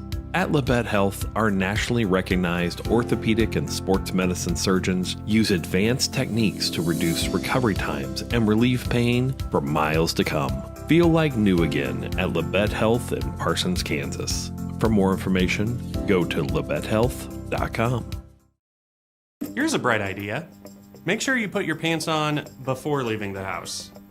Sure, it seems simple, but sometimes simple doesn't happen. At IdeaTech, we think it's simple to have real people who live in Kansas helping customers. We understand that not everyone in our industry agrees, but then again, not everyone puts on pants before they leave the house. We think it's important to get the simple things right. Putting our pants on and providing local customer service. Another bright idea from IdeaTech. Looking for a career that supports the U.S. national security mission? Join Day and Zimmerman here in Parsons, Kansas. Our salaried and hourly positions offer competitive compensation, starting at $22.90 for hourly roles, and all employees receive excellent benefits and room to grow. From production operators to engineering and beyond, you'll help supply America's defense and build a career you can be proud of. Apply today at careers.dayzim.com. You can make a difference at Day and Zimmerman. With many years of combined experience, Eye Care Associates of Parsons has set the framework in providing comprehensive eye health examinations for all ages and routine vision care for families throughout the 4-state area. Our optometrists and staff provide remarkable care with state-of-the-art technology to help with diagnosis and management of eye health conditions. Give us a call or visit our website to schedule your next eye exam. Eye Care Associates of Parsons. Experience modern eye care.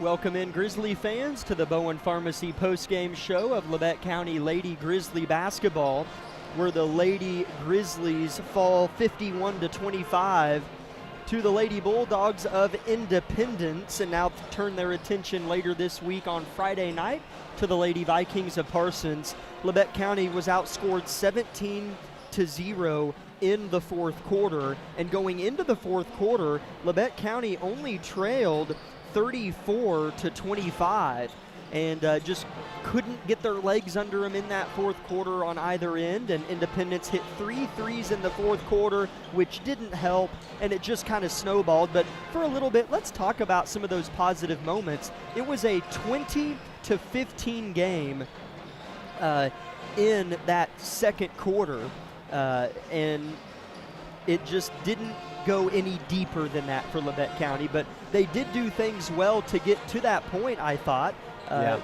particularly on the defensive end. I thought they played decent defense for a lot of this game. Yeah, I thought so too, and you know, you could kind of see some of that momentum carry over from last week. I felt like sometimes that little confident bump can kind of run into the next game. Independence was relentless, and when you're that way defensively, as Labette County, when you're met with that much defense that often, you can't give them even a sliver, or they'll go on those runs like they did and kind of just bump it from being down 9 to being down 17 in a blink of an eye. It's exhausting. Yes, and so it just tonight the better team won. Independence outplayed us, just outworked us.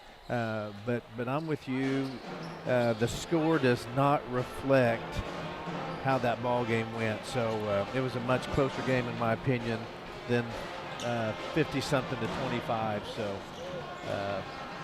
again, we'll continue to improve. Have a really good shot Friday of picking that one off up in Parsons. Leading scorer for Labette County was Amory Baker.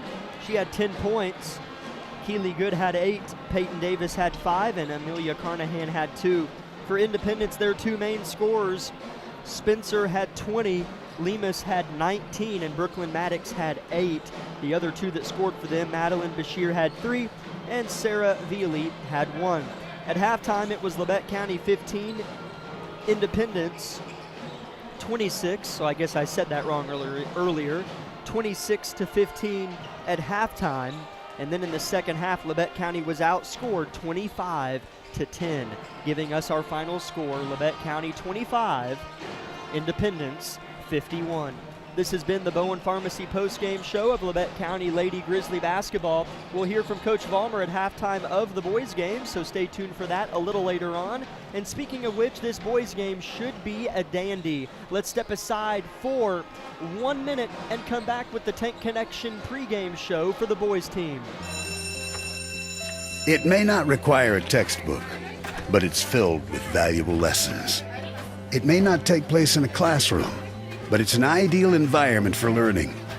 It may not involve a diploma, but it can help prepare young people in Kansas for life. It's high school sports. High school sports can play a critical role in a student's overall education. In fact, studies show that students that participate in high school sports are more likely to enjoy greater levels of achievement in their academic lives. If you think high school sports are only about competition, think again. Better yet, think about attending a high school sporting event in your community. You'll be amazed by what you see. High school sports, a winning part of a complete education. This message presented by the Kansas State High School Activities Association and the Kansas Interscholastic Athletic Administrators Association.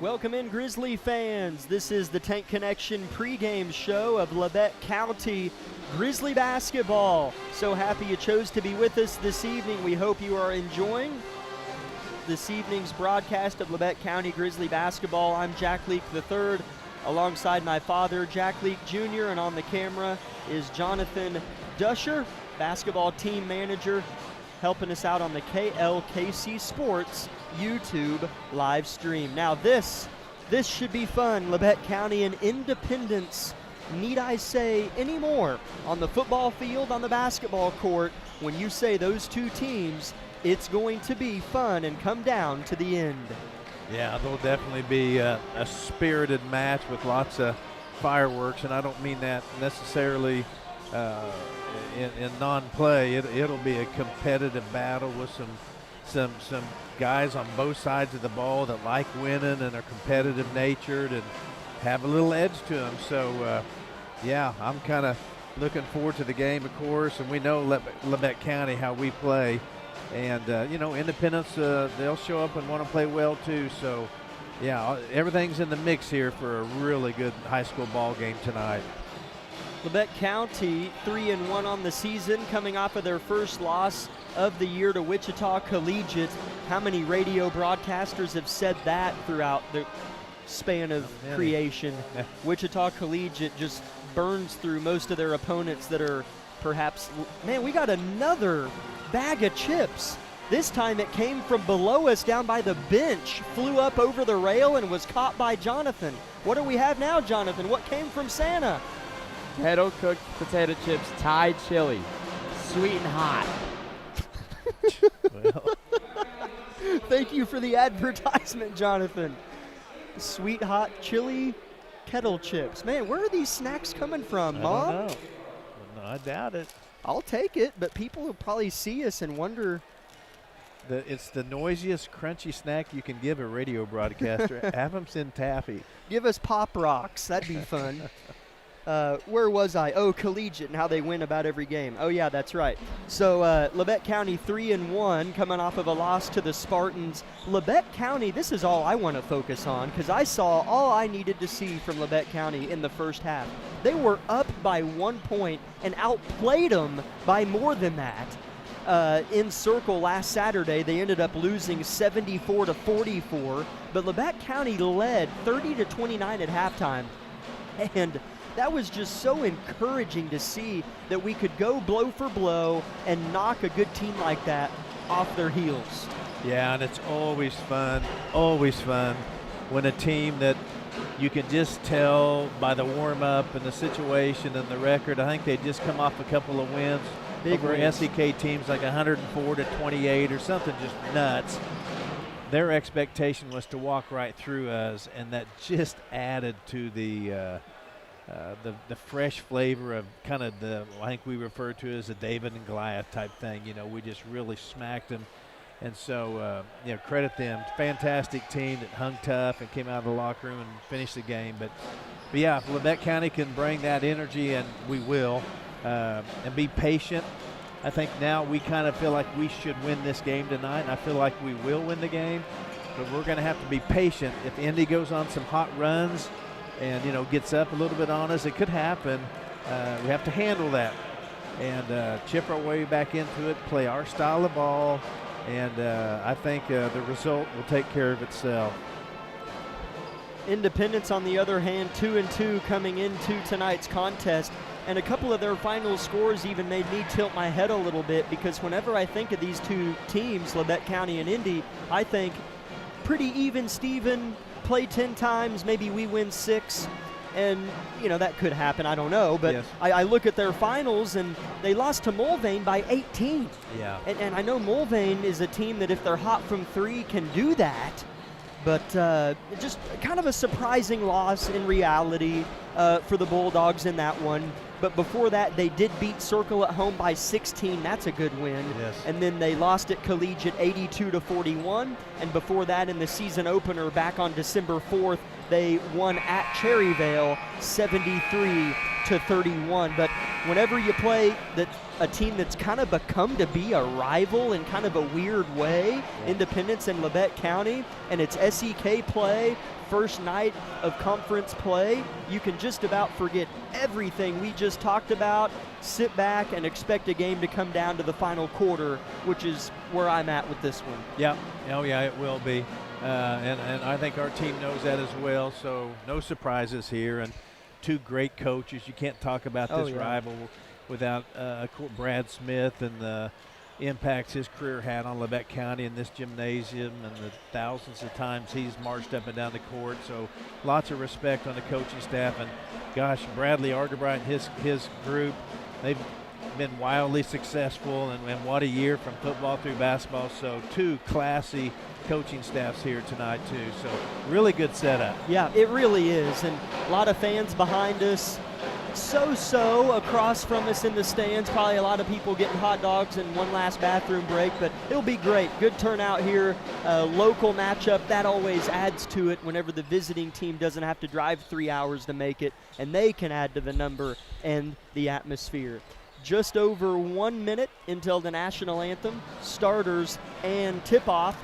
We'll go ahead and keep going up until the anthem. Let's look back at last year's contest between Labette County and Independence, the one that took place here at home. Let me see if I can find it here. It wasn't too deep into the season. Labette County won that game 44-35. And Barrett Heston led us with 13 points. Kellen Lanning had 14 for them. He's one of their better players. So both teams have kind of their guys. Labette County's got multiple. I know Kellen Lanning is kind of Independence's main guy. So it'll be a lot of fun here tonight. Yeah, it sure will be. And yeah, Lanning's a competitive dude, good athlete. His dad was a great athlete. And so, yeah, I think they look to him for leadership. So yeah, 100%. Well, I misread the total. Labette County lost that game 44-35 last year here in Altamont. So my apologies there. Let's step aside for 1 minute after the national anthem.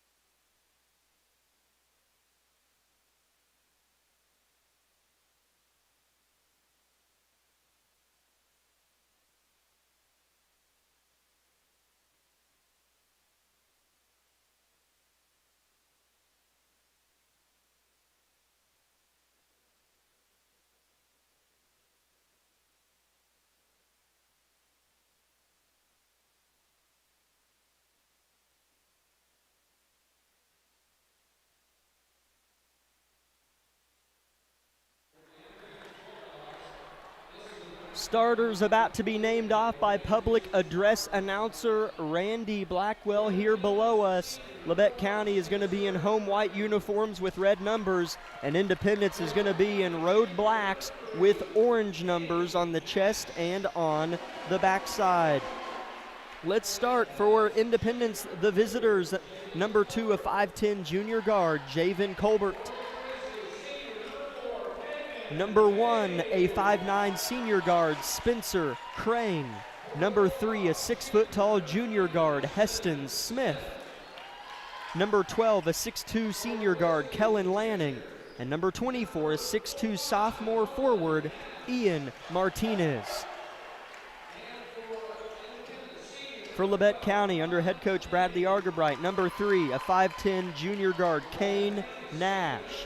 Came from Oklahoma Union this year and has fit like a glove in this system. Number 4, a 5'8 senior point guard, Kagan Bates. Number 5, a 6'1 junior guard, Nolan Nash. Number 33, a 6'4 center, Tucker Rush. And number 24, a 6'1 forward senior, Barrett Heston. Head coach for Independence, Brad Smith. Assisted by Jim Blaze and Preston Sharp. Head coach for Labette County, Bradley Argabright, assisted by Brian Tucker and Davey Brown. Tip-off in 30 seconds on KLKC.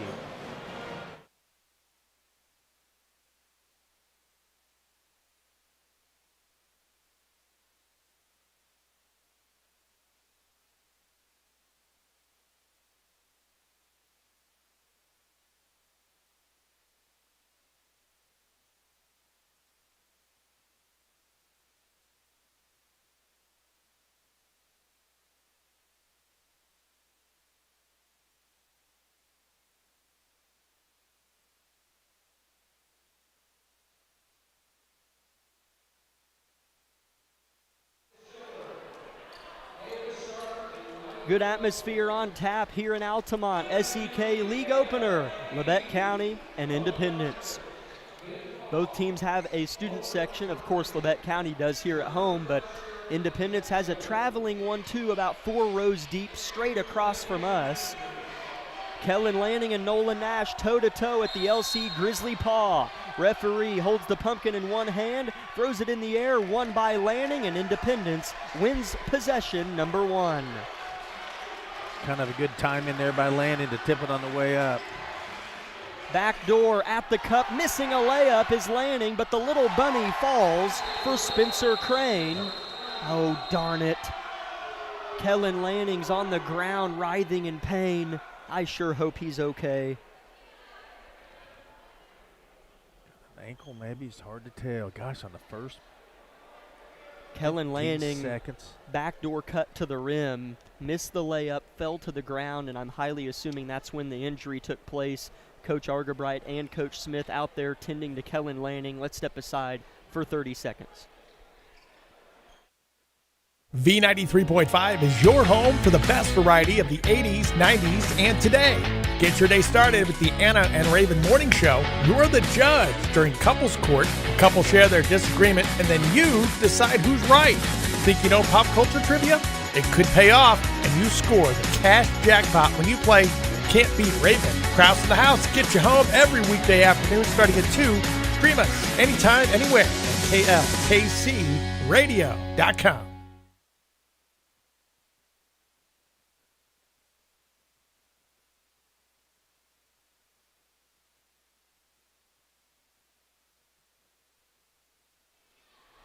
It's that left ankle for Kellen Lanning. Yeah. Having a hard time walking on it. I hate that. Yeah. 2-0 Independence. No Lanning on the floor for now. 7:30 to play first quarter if you're just joining us. Labette County with the ball, working left to right. Bates, no looker, intercepted by Heston Smith. Yeah, just good look there, just wasn't open. So good pickoff there by Smith. 7:15 to play first quarter. Independence with the ball, 2-0 the score. Reese Richenberger came in, the 5'10 junior guard for the injured Lanning, and Javen Colbert with an ice cream scooper of a shot, left-hander, goes in. Yeah, right now Indy's kind of the loose of the two here. A couple nice buckets, so Labette County just go to work here, stay with your plan. And Indy's best player is on the bench, and so if you're Labette County, you can't exhale at all. I mean, Indy is still deep and a good team. As Tucker Rush is fouled going up, and he'll shoot 2. And 100% of me wants Kellen Lanning to come back in this game, because I never want a player injured, and I want Indy to be at their best for the competitive nature of the game. But however, sometimes if there's a big injury or whatever happens, somebody's sick, and you're the opponent, you can be like, oh man, their best player's not playing right now. You can't do that. You just got to stay on it and try to just pretend like nothing happened, if that makes sense. Yeah, this game's a different dynamic. Last week, we were kind of expected to lose, so this has a different feel to it. We'll have to be patient early on, weather probably a little bit of a storm, and then get to work. Rush splits the pair of free throws, and Independence has the ball in a half-court situation.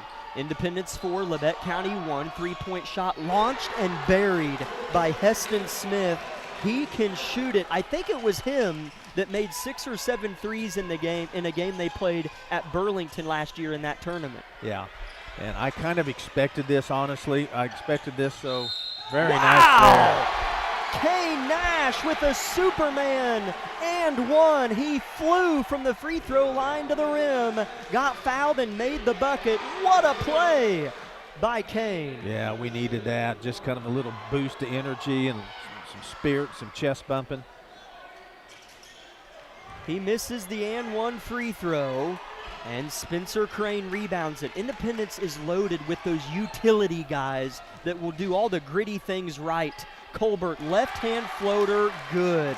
Yeah, boy, you're going to have to stop that, or he'll do that all night long. So 9-3 Indy. Tucker Rush, short corner jumper, misses. Kane pokes it out, Indy ball. Good fast-paced game here by two pretty close teams. Yeah, and like I said, Independence, I don't know, I just felt like they would come in here kind of with this loose attitude, and so Labette County just has to stay loose and keep applying the pressure and playing our game. 9-3. Kellen Lanning got that ankle taped up, and he's testing it behind the bench below us. Martinez, big man, working on Bates. Bates wins the battle, forces the miss. Kane Nash, right wing. 9-3 Independence. Kagan Bates fouled by Spencer Crane, who was working to hedge on the screen. Yeah, it's a good ball movement there, and of course Kagan Bates always does a good job of trying to go, sell a little bit of that to the ref, but yeah, we'll take that call. Indy with 3 team fouls here early. Heston, set play, 3, missed it to the right, rebound Colbert. Indy with it, up by 6, 5 minutes, first quarter. Yeah, got to stop Colbert first. Good player. Little jumper misses. Crane fights for the board with Nolan Nash, and they say it's off of Nash. And Independence will keep.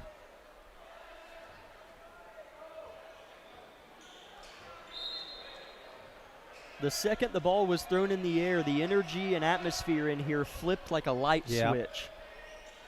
Yeah, I agree. And that kind of mentioned that before the game, that I had a feeling about that. So again, Labette County just play our style and how we're capable, and I think this game will take care of itself.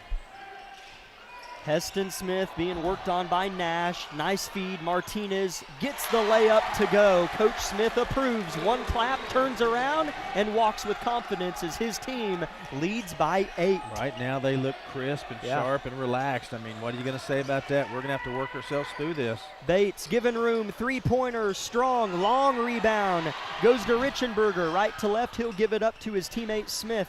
Heston swerving. Kicking out Colbert. Uh-oh. Bang. Yeah. I mean, timeout time. Nothing to say about that. What a nice start for Independence coming in here. They lost Kellen Lanning on the first play of the game. Hurt his ankle. Independence 14, Labette County 3. Timeout, Coach Argabright. 30-second timeout, KLKC. Discover what you've been missing in Parsons, Kansas. Curious Minds Discovery Zone, a children's museum that inspires a love of learning, with hands-on exhibits for all ages to imagine, create, learn, and discover. Kids enjoy looking through microscopes, building on our magnetic ball run wall, creative play in our doctor's office or grocery store, and lots more. Discover, explore, Parsons, Kansas.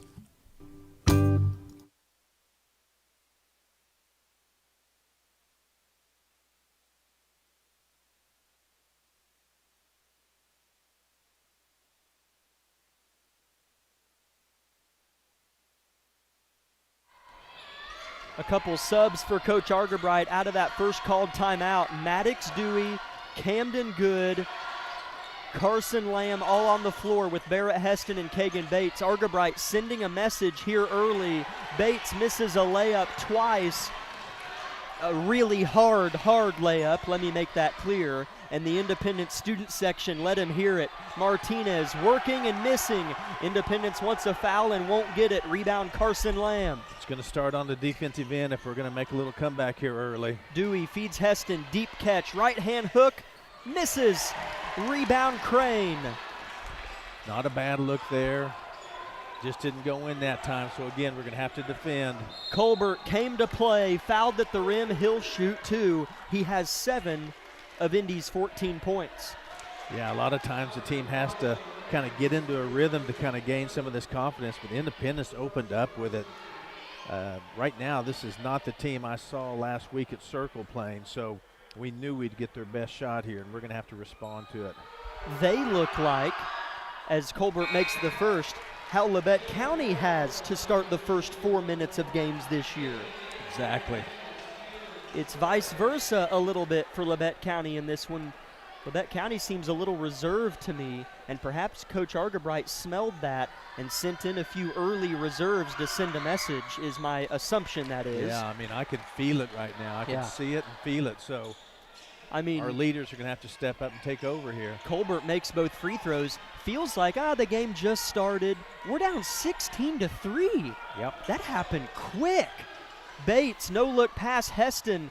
Misses underneath, rebound Independence, and a jump ball will give it to Labette County. What an effort by Barrett Heston. Yeah, sensing a tiny bit of frustration. You know, again, we've not been in this situation, of course. It's early in the year, but this is different. So a good spot to be in because we're going to face this from time to time down the road. Let's just deal with it early on. Bates bounce pass. Maddox Dewey can shoot it. He's going to drive it here, get to the cup and miss it. Elected to go to the right side of the rim rather than stay there on the left. 3 minutes to play first quarter. 16-3 Indy with the lead and the ball. I like the drive there by Dewey. Had a pretty good look at it. A set play for Smith. Open 3, missed it strong. Nice rebound by Maddox Dewey. What an effort. Yeah, sure enough. Dewey's doing a good job out there this evening. Bates switches hands, spins into a defender and is fouled by Richenberger, who came early on the help defense. Man, Indy is the scrappier team right now, and I know that was a foul. They're playing a lot better than Labette County here right now. They are, and saw it kind of during that timeout, you know, the frenzy and the excitement on the bench, and so we're going to have to kind of eat that out of them slowly and kind of shift it. They're not going to just give it up. Subs come in for Argabright. Weil, Kane Nash, Nolan Nash, Tucker Rush come on. Kagan Bates stays. Bates, the all-league point guard, drives in the paint, kick out. Kane Nash 3, we need it, missed it. Rebounded by Cayman Sprague, the 6'2 senior. He usually starts for Indy, but the sophomore Ian Martinez got the nod tonight. Yeah, here we go again on the defensive end. Could use another really good stand here. Heston Smith thought about the 3, but pulled it belt high. Flicks it to Richenberger at the logo. Now Colbert, who's hurt us. He's got 9 of their 16. He'll initiate and drive. Give it up. Sprague looks to get downhill. Indy popping the ball around the line. Misses on a 3. Here is Crane. Rebound Colbert in Independence. Yeah, definitely can't have that. We've got to end it after one chance. Sprague, nice move. Missed the left-hand layup. Rebound Tucker Rush. That was a nice move. Fortunate there.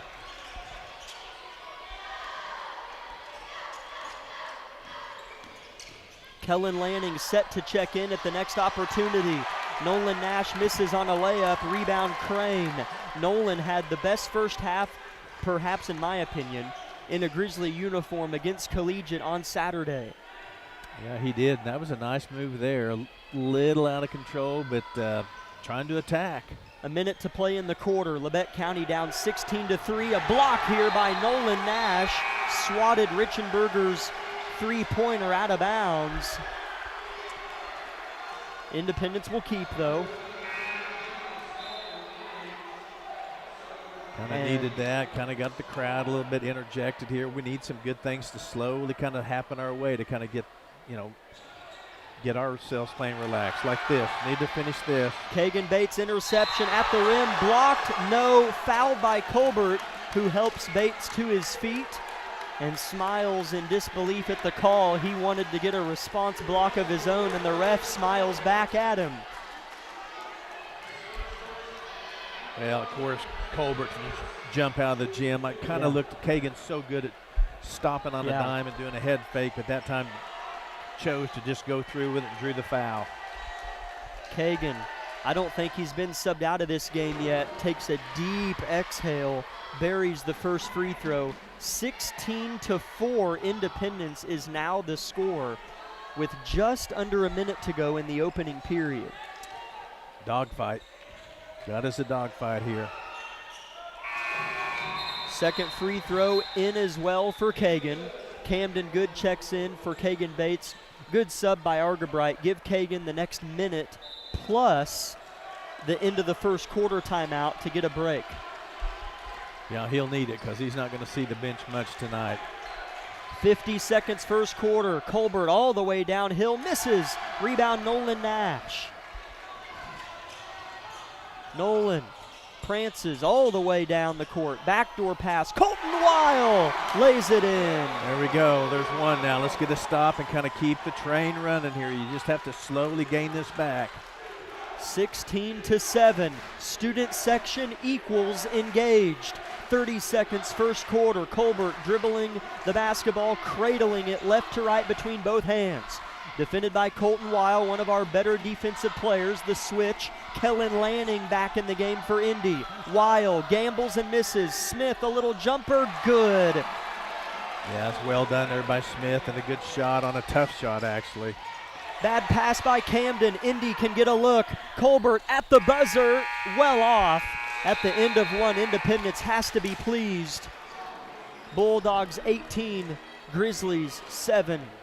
It's a good one. You won't want to leave. 1 minute break on KLKC. Looking for a career that supports the U.S. national security mission? Join Day and Zimmerman here in Parsons, Kansas. Our salaried and hourly positions offer competitive compensation, starting at $22.90 for hourly roles, and all employees receive excellent benefits and room to grow. From production operators to engineering and beyond, you'll help supply America's defense and build a career you can be proud of. Apply today at careers.dayzim.com. You can make a difference at Day and Zimmerman. Here's a bright idea. Make sure you put your pants on before leaving the house. Sure, it seems simple, but sometimes simple doesn't happen. At IdeaTech, we think it's simple to have real people who live in Kansas helping customers. We understand that not everyone in our industry agrees, but then again, not everyone puts on pants before they leave the house. We think it's important to get the simple things right. Putting our pants on and providing local customer service. Another bright idea from IdeaTech.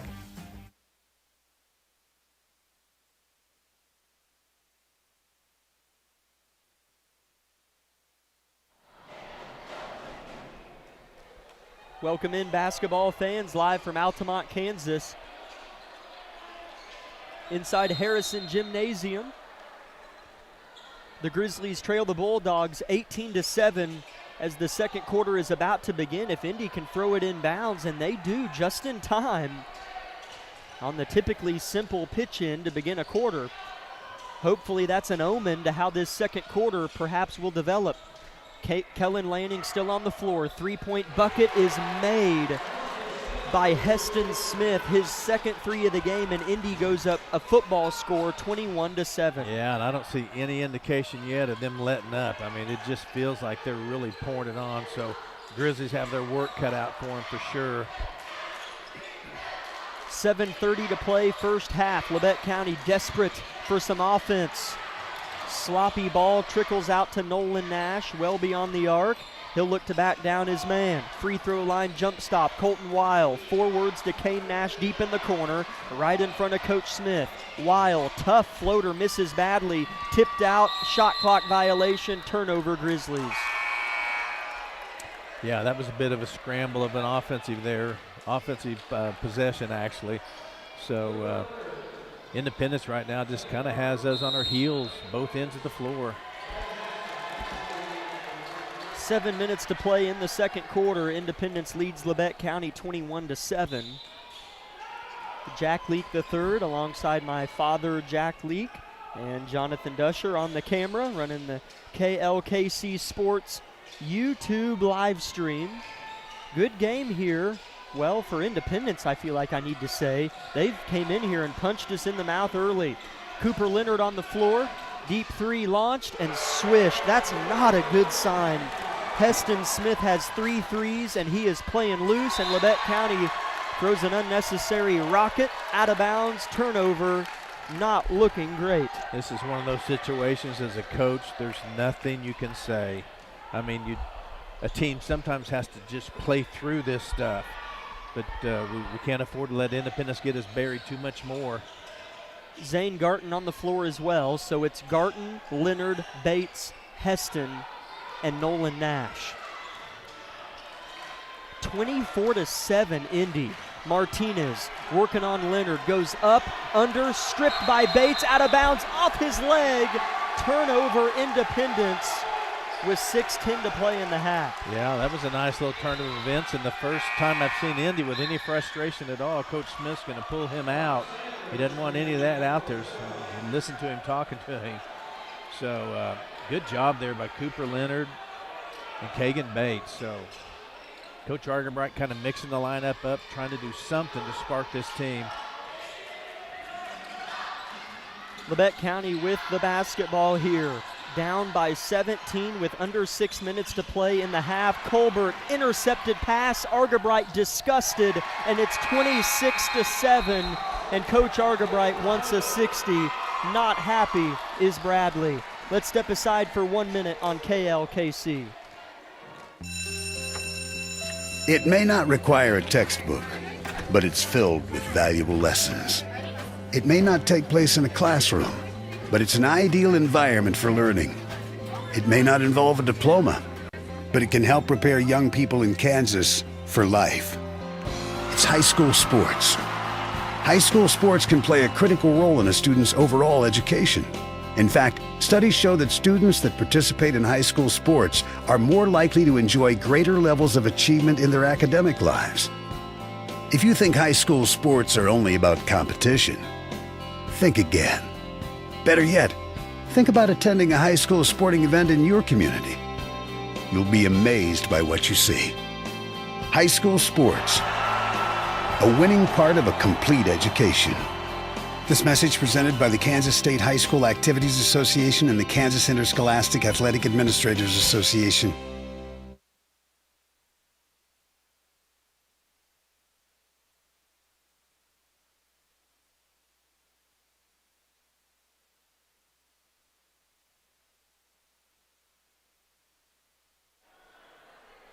Welcome in, Grizzly fans. Labette County trails Independence 26-7 with 5:50 left in the second quarter. Out of a Coach Argenbright timeout, one in which, I can't imagine some of the emotions he's feeling as Kagan Bates is shooting 2 free throws here with nobody at in the lane. So that usually means some sort of technical, usually. I don't know what happened there. Not once did I see anything at all. Looking at the Independence radio guy, he doesn't know either. He asked me the same question. Bates makes both free throws. Was it another bench technical that happened a couple weeks ago? Now this is where I wish the refs would go tell Randy, and Randy tells us, like in football. Like, why would they not communicate? Like, no one knows what just happened. No one. Well, neither coach seems, Coach Smith wasn't real animated against it, so okay, we'll have to find out later. Some sort, I got to say technical. It was 2 free throws in an empty lane, and Labette County has the ball. So it's 26-9 Independence. Labette County with it after 2 Kagan Bates free throws. A 2-3 zone from the Bulldogs here. Out of the timeout, Bates backs down. Crane throws it to Heston, clogged paint, clears out Nash. Fakes on a 3, poked out by Lanning, and 3 seconds in the lane on Labette County. Well, yeah, there's some things we can't do for sure tonight, and that's turnovers. And to me, 3 seconds in the lane, yeah, that's just one of them. We're going to have to play crisp for the next 3 quarters to have a chance to close this game out. 5:15 to play in the half. Lanning at the cup, and a charge is called on Lanning. Kagan Bates slid in and took it. And so with 5:14 to play in the half, it's 26-9 Independence. Yeah, that was a good job there. Not surprised.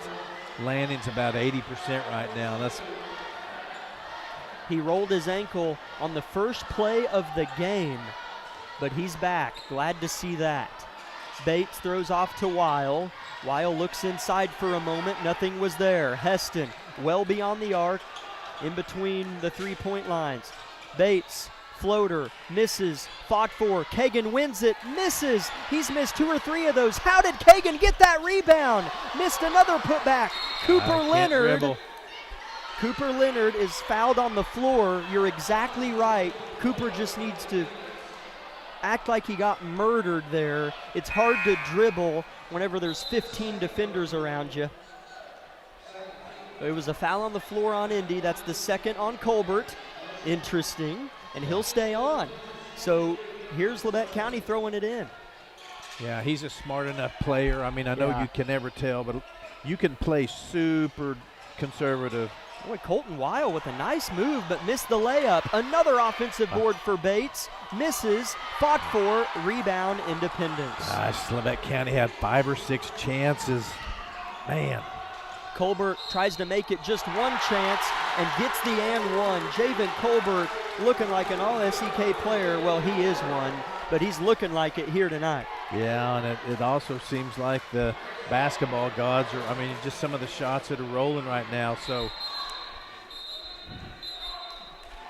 Coach Argerbright going to try to continue just to shuffle the deck here and see if he can't find a spark with some group.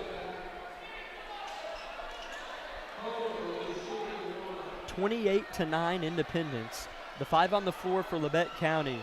Carson Lamb, Tucker Rush, Camden Good, Kane Nash, as well as Nolan Nash. Colbert converts. He has 14 points. Labette County bone dry on offense. Just 2 field goals made tonight and just 9 points with 4 minutes to play in the second quarter here at home. Nolan Nash, deep left wing, throws to Tucker Rush, short corner, back to Nolan, deep corner, thought about the 3, drive, stutter step, nearly has it stripped. He does have it stripped, no whistles at all, and then a late whistle jump comes in. Labette County will keep it. I thought for sure that was going to be a foul called on Labette County as Spencer Crane is slow to get up. Yeah, Coach Smith arguing a little bit, so things are kind of amping up here. Nolan Nash has the ball with both hands, throws it into the safety outlet. Kane Nash right back to Nolan, right wing. Independence, we haven't had a great look. No. Their defense has been great. Kane Nash drives, left-hand flip, Nolan for 3. Bang! Boy, we needed that, but we have to follow that with another good stop here and a score and a stop. We have to kind of get a series going here. We need our run. 3:30 first half, Labette County 12, Independence 29, down 17 after getting momentum on our side, still down 17. Lanning into Sprague, he's got the size advantage, kicks it out to Lanning. Kellen, no looker, Sprague, foul going up, he'll shoot 2. Yeah. He's big for us down there right now. Yeah, he is. And that's a good pass in there by Lanning, I believe, to kind of get another inside look. So we had to kind of crash the boards or he would have scored. So we're going to come down to see kind of how free throws go down too for Independence.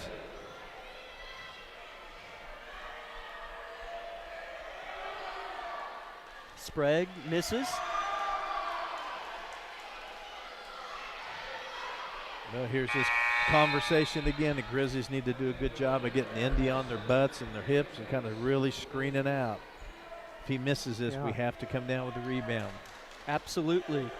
Emotionally, we can't handle another punch like that right now. This is a big 3 minutes for Labette County, as Sprague's second free throw is a swish. If Independence wins the next 3 minutes, we are down 19 or more points at half. If we win the next 3 minutes, it's within 17, which still doesn't sound like rainbows. Nolan Nash, three-pointer, bang! We needed it, and he delivers again. So here we go. He hit 2 in a row. You watch that defense start to come out now. Maybe we can open some inside looks. There we go. A steal. Kane Nash, left to right at the cup. Got it! He came in hot. Sometimes it's hard to break down and make a layup when you're going 100, but Kane Nash was able to slow down just enough. Now I can finally feel a little buzz coming here. Let's see what we do with it.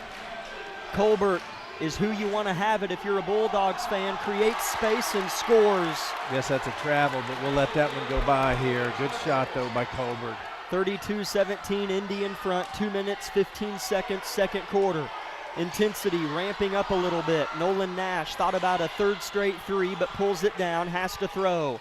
Kane Nash, heart of the floor, penetrates, bounce pass, deep corner, Bates, picks it up, shoots a three, swish! We've talked over and over about how contagious good play is and good shooting.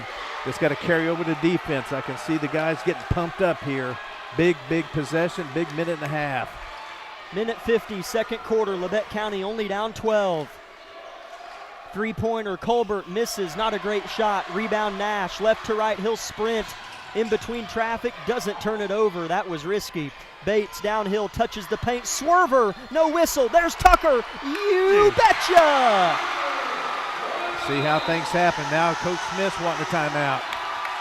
Labette County draws within 10 on the Tucker Rush layup. Back in 30 seconds to a Poppin Harrison on KLKC. In 2003, Tank Connection founders envisioned a Southeast Kansas-based company dedicated to innovating voltage storage tanks, offering superior products and services through a customer-focused team. 2 decades later, and products in 64 countries and on 6 continents, this vision endures. Tank Connection employee owners are dedicated to a future where their shared purpose brings empowered realities to as many lives as possible.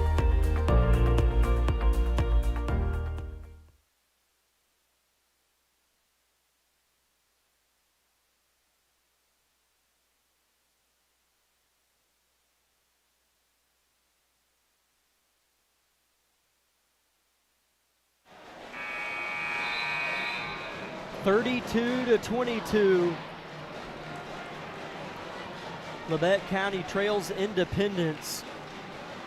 Grizzlies were down 18 just a little bit ago. And ever since I made that comment that the next 3 minutes was going to be big, Labette County has outscored Indy 10 to 2 in the last minute and a half. Yeah, say it again. Okay, this minute 20 is big for Labette County. Perfect, we should be good. Labette County playing defense here on a 10-2 run. Down by 10. Smith has made 3 threes, gets to the hole, stripped off his leg, turnover Indy. Labette County's got it. Seems like now the basketball gods are in Labette County's favor, so let's run with it. Bates penetrates, kicks to Nash, tries to do the same, cut off tightly by Heston Smith. Nash still with the basketball. He's the hot hand. Drives, gives to Tucker. Thought about the short corner jumper. Turns, shoots, misses. Rebounds Spencer Crane. That's okay. That was a look. That wasn't a bad possession. It just didn't go down that time. Still have to defend here. 37 seconds, second quarter. 32-22, Indy. Colbert initiates, under 30 seconds to play. They only have 15 on the shot clock though. Gives off to Smith. Picked up by Nolan, nothing's there. 8 seconds on the shot clock, 20 on the game clock.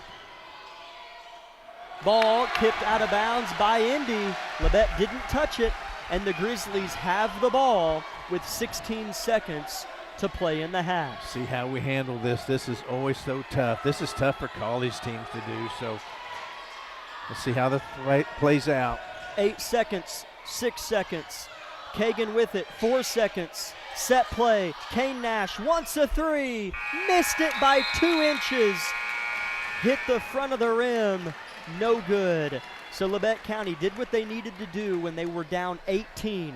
They won from that point forward by 8 points to make it a game. If we lost that 3 minutes by 8, you could just about write it off.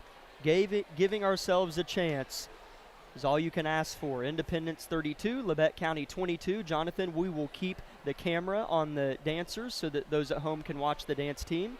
So just leave it on that. But on radio, let's step aside for 4.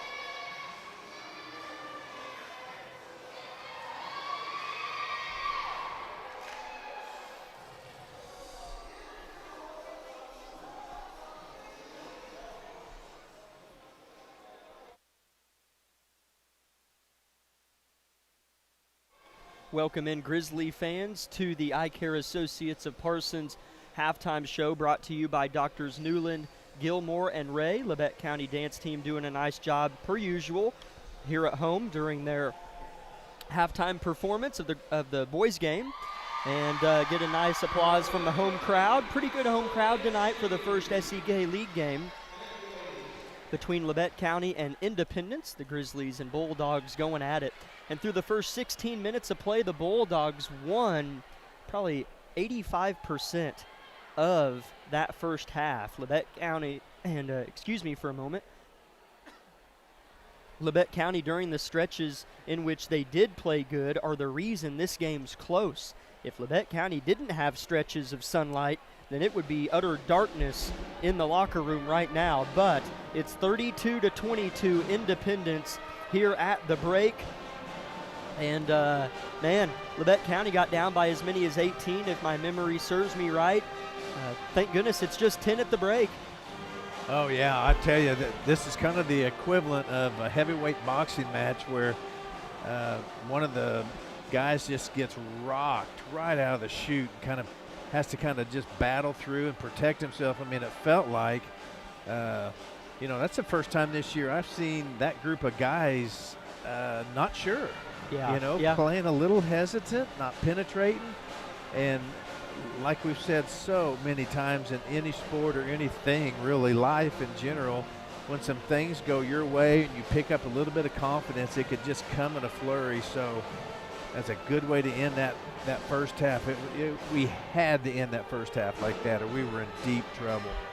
As for those that remember what I said before I took a timeout, I thought I saw Coach Vollmer coming up the stairs, but perhaps I was mistaken. So Coach Vollmer's got a few minutes or so to come up for an interview. We'll see if she chooses to do so or not.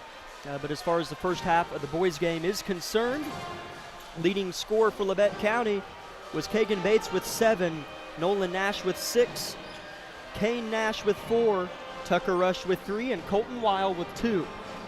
For Independence, Javen Colbert came to play, 16 points for the junior guard. He is just a junior. I feel like I've been saying his name for the last 4 years already. Heston Smith hit 3 threes. He's at 11 on the ball game.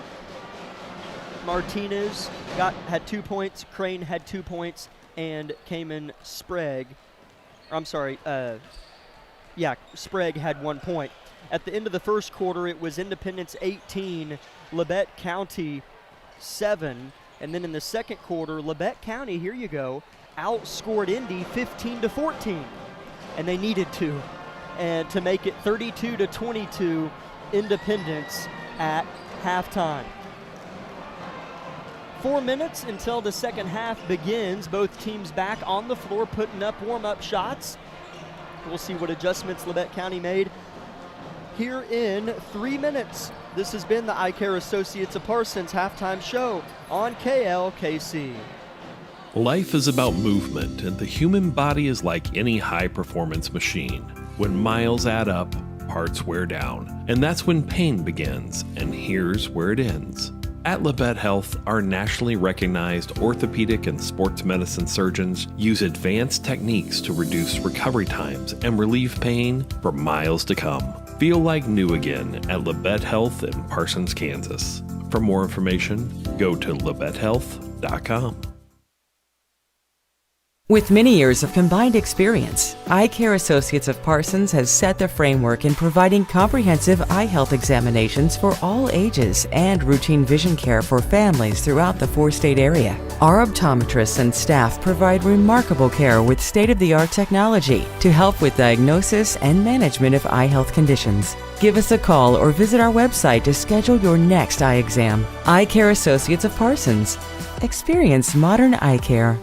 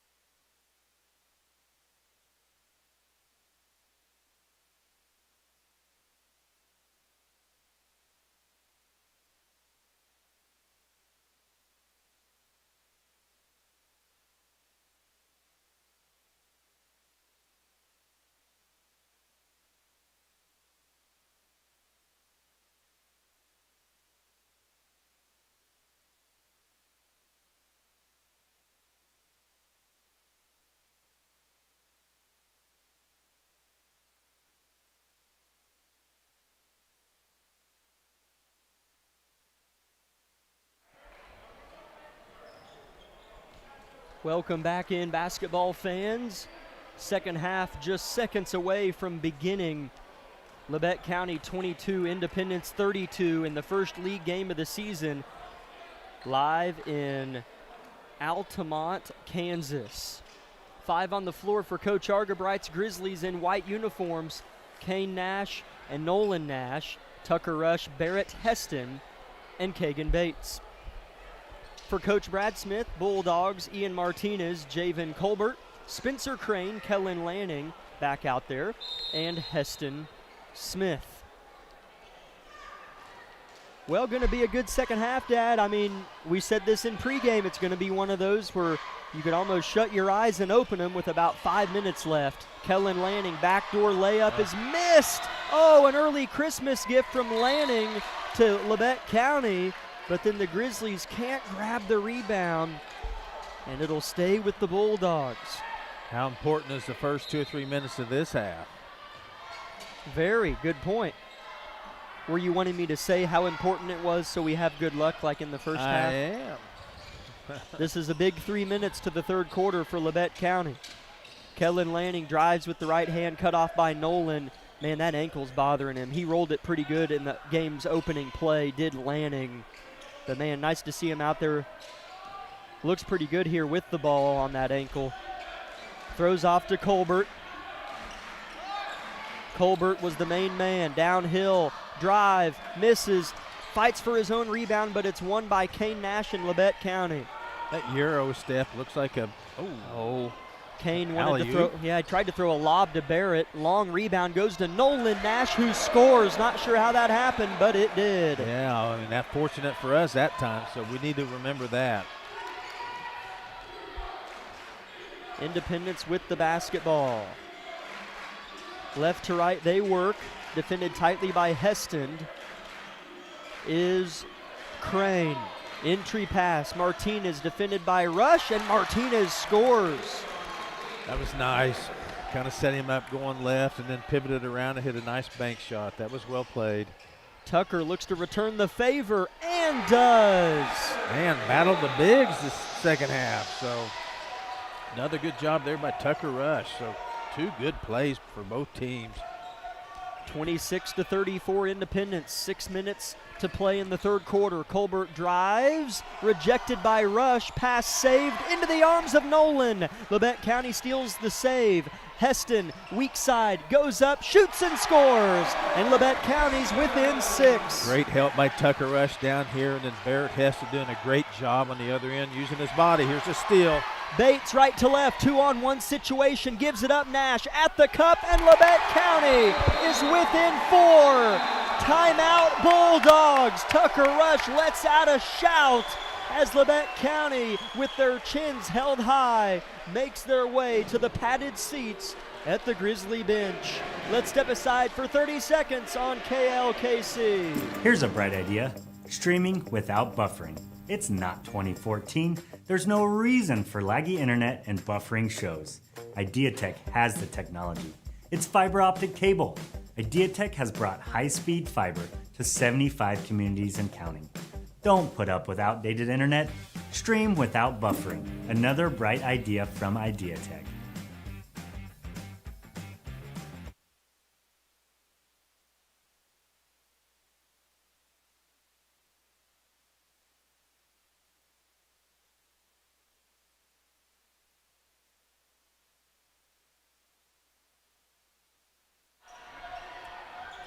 Labette County has won the third quarter by 6 points in the first 2.5 minutes, and a quick foul on a drive here. Heston Smith to shoot 2 free throws.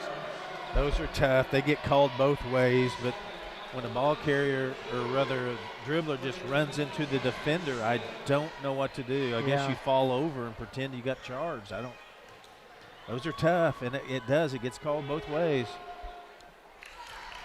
Smith swishes the first free throw, so a positive for Independence out of the timeout. Foul kind of stalls the crowd a little bit. The free throws help add points, so a nice possession for Independence. Out of the timeout and the big Grizzly run. Smith makes both. He's got 13 points for the Bulldogs. 36-30, Indy. Bates drives and kicks. Heston scored his first points a possession ago. Barrett underneath misses. There's Mount Rushmore. Tucker misses, gets his own, wants to go up again but finds Bates. Kane Nash, heart of the floor, drives, backdoor Bates, no looker. Heston for three. Short. Rebound Bulldogs. Is it on the deck? It is. I couldn't see it. It was out of my sight. Labette County picks it up and throws it away. Turnover. Can't do that. Kagan gets a little excited about some of his Patrick Mahomes opportunities to throw passes around the floor. Yeah, he's got about 50 pluses to 1 minus. Man, that's a timely minus right there. Nice drive and finish by Heston Smith. He's quietly hurting us just as much as Javen Colbert. Yeah, now they're getting a little run here, so Grizzlies really need to pump it up here. Bates switches hands, gets downhill, turns into trouble. Double teamed, has to give it up, finds Kane Nash. Now Nolan defended by Kellen Lanning, man-to-man for Independence here. 4:20 to play in the third. Bates spins on Lanning, loses it, finds Barrett. 10 seconds shot clock. Heston drives, uses his frame, shoots, misses, rebound Martinez. Barrett had a great look, just too strong. Colbert, what a pass. Martinez finishes. Javen Colbert from half court threw a pass to Martinez on the low right block, wide open. Frustrating, had a 4-point deficit, back to 10, just like that. What an answer by Coach Smith's team. 3:50 to play in the third. Bates gets a screen by Rush, uses it. The Bulldogs switch. Tucker has a mismatch here. Labette County doesn't really do anything with it. Bates picks his dribble up, backdoor to Nolan, reverse layup, good. Not the most crisp possession, but who cares? Yeah, I slipped that pass in somehow, did Bates, and Nash went up quickly, so Grizzlies really need a good stop here. We have to kind of get things going our way again. 40-32 Indy. Colbert, another nice pass inside, and Crane's fouled from behind. The shiftiness of Independence's guards and wings is proving to be a challenge. Yeah, they're doing some slip screens and some stuff behind us and kind of getting there and getting some good looks. So got some subs coming in here trying to give some kids some breaks and a chance to get a little drink of water.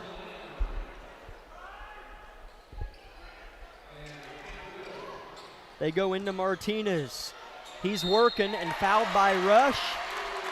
And now he'll shoot two to try to get it back to a double-digit lead. The sophomore has played well. Yes, he has. Big, strong kid and likes the ball inside, kind of goes up confident, stays patient with his kind of how he pivots back and forth. So got to credit that.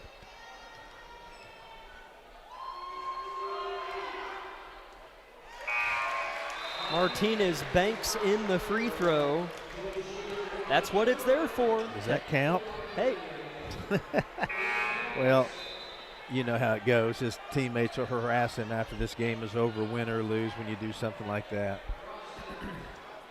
Well, if they win by 1 point, Martinez can get after his teammates about it. Remember that banked in three you gave, or the free throw you gave me a hard time about? Yeah, that won us the game.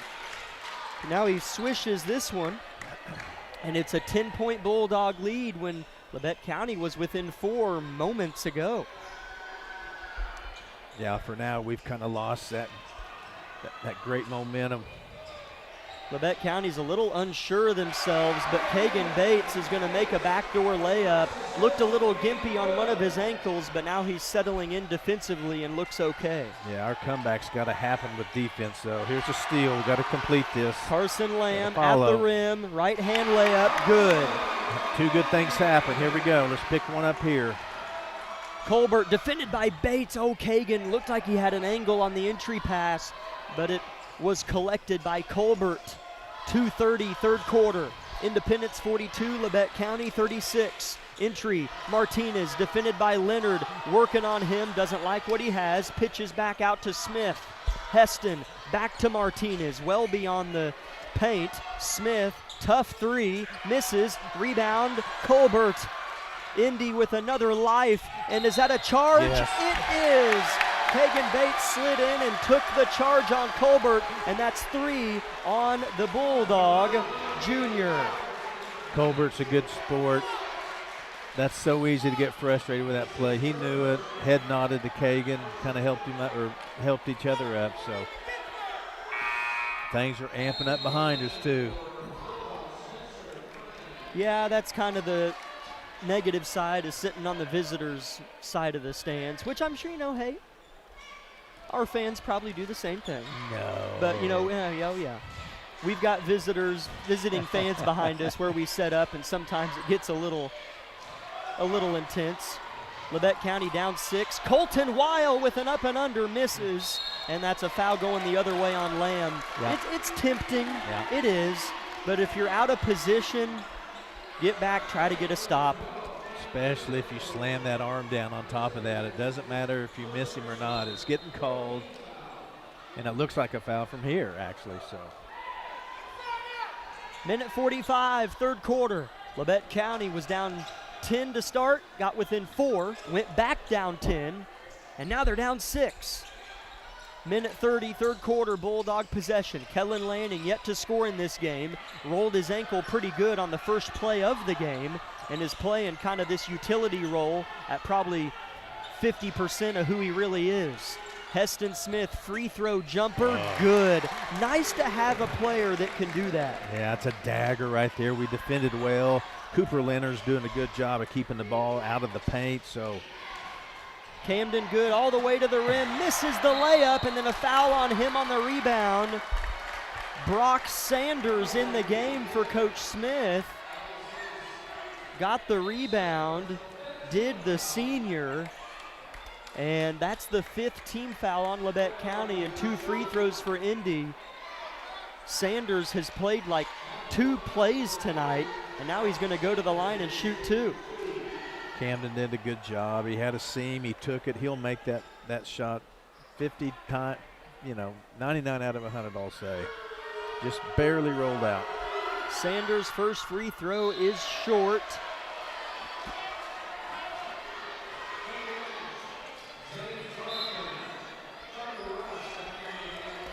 A couple subs for Argabright. It's Kagan Bates, Kane Nash, Zane Garten, Tucker Rush, and Nolan Nash, the 5 representatives of Labette County on the floor. 1 minute, 5 seconds, third quarter. Grizzlies down 44-36. Sanders' second free throw is in. Labette County pushes pace, a long pass to Kagan, touches the paint, works on his man, fades, fires, misses. No Leprechaun sitting on the iron this time. Independence with it. Desperately need a good stop here. We leave him wide open. That's short. Airballed shots are hard to rebound. Yeah. Tucker couldn't grab it, and it went off his arm out of bounds. It's frustrating when a horrible shot ends up being in their possession. It's tough to watch. Smith, wow, what a steal by Kane Nash. Leaped off the hardwood, came down with the ball. Nolan at the hole, you got it. What a play by Kane Nash. How quick is Kane? My goodness, you can't jump that quickly that high. Just takes all calf muscles to just go boom like that. Nolan has 12 points and leads us in scoring. Independence with the ball. Heston Smith out to Sprague. 16 seconds left in the third quarter. Ooh. And Kane Nash gets a steal again. Left to right, scores! Wow. Kane came to play. 3 seconds, third quarter. Labette within 5. Half-court heave. No. And Kane Nash provides a spark and ignites a run for Labette County to get within 5 to enter quarter number 4. Let's step aside for 1 minute on KLKC. V93.5 is your home for the best variety of the 80s, 90s, and today. Get your day started with the Anna and Raven Morning Show. You're the judge during couples court. Couples share their disagreement, and then you decide who's right. Think you know pop culture trivia? It could pay off, and you score the cash jackpot when you play Can't Beat Raven. Krause in the House gets you home every weekday afternoon starting at 2. Stream us anytime, anywhere at KLKC radio.com.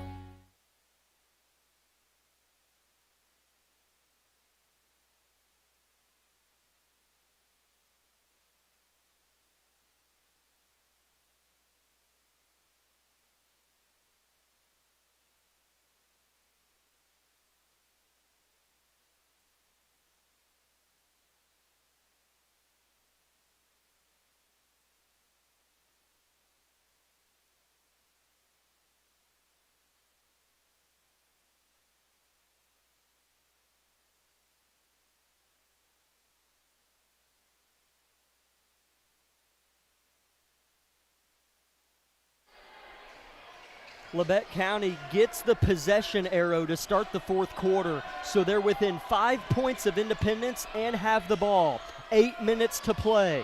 Zane Garton on the floor for Labette gives it up to Kagan Bates. Kagan spins and a charge is called on Kagan. A nice charge taken by Spencer Crane. Yeah, that was one of those that was a little closer. It could be called either way, but I'm not going to say they owed us.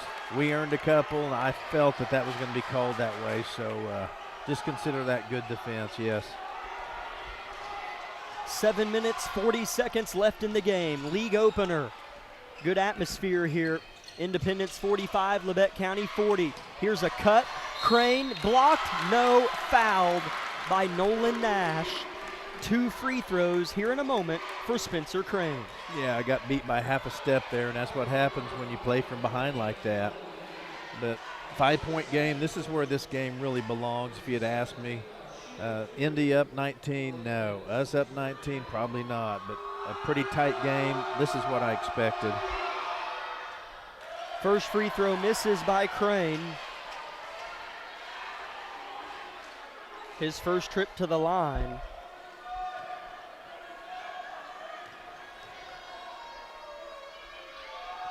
Crane bends at the knees, looks at the rim, fires, misses. Rebound Kane Nash, who's been spectacular the last few minutes. He has. He wants to get downhill. He'll shoot, he'll miss. Fought for, out of bounds, off Nash, and it'll be Bulldog ball. Gosh, I thought he drew a foul there. Sure looked like it. He tried to get the shot off, kind of got pushed off balance, so Argerbright's kind of working the official over there. Labette County playing defense, down only 5. Colbert at the hole, rush shot, misses by Heston. He hasn't scored in the second half. Has Colbert had 16 points in the first half rather. Nolan to get us within 2. Down, out, no good. Boy, that was down and out. Looked good when it left his hand. Pass to the corner, Lanning gives it up, Colbert, nice pass, Crane scores, that's pretty. Yeah, that was really good basketball right there by Independence. 47-40, Labette County. Down 7 with the ball. Kane Nash wants to get downhill again, flips it to Bates in the corner, pulls the trigger on a tray, misses, rebound Bulldogs. Not our best style of basketball right there. Here's a block by Heston. Labette County needs to capitalize. 2-on-2, Nash dials in at the rim, blocked by Colbert, rebound Bulldogs. What a good game here. Yeah, that's a better style. That transition kind of basketball fits us better. Colbert, though, really stood tall and did a good job defending. 6 minutes to play. 40-47, Independence. Lanning throws it to Martinez, who scores. Forcing help and finding their teammates is Independence tonight. That's how you get it done right there. We're going to have to respond to that, both offensive and defensively. Nolan, left wing, dribbling about, surveys the floor. Looks to get downhill, spins, leans, fires, and hits. Wow. Yeah, this is what he did last week. Penetrated and shot. He has to continue doing that type of basketball. Labette County down 7, 5:15 to play. Colbert looks to get to the hole, and a charge is called. That's 4 on Colbert. That was a 50-50 one for me. Nolan was pretty deep under the rim, but that's 4 personals on Javen Colbert with 5:13 to play.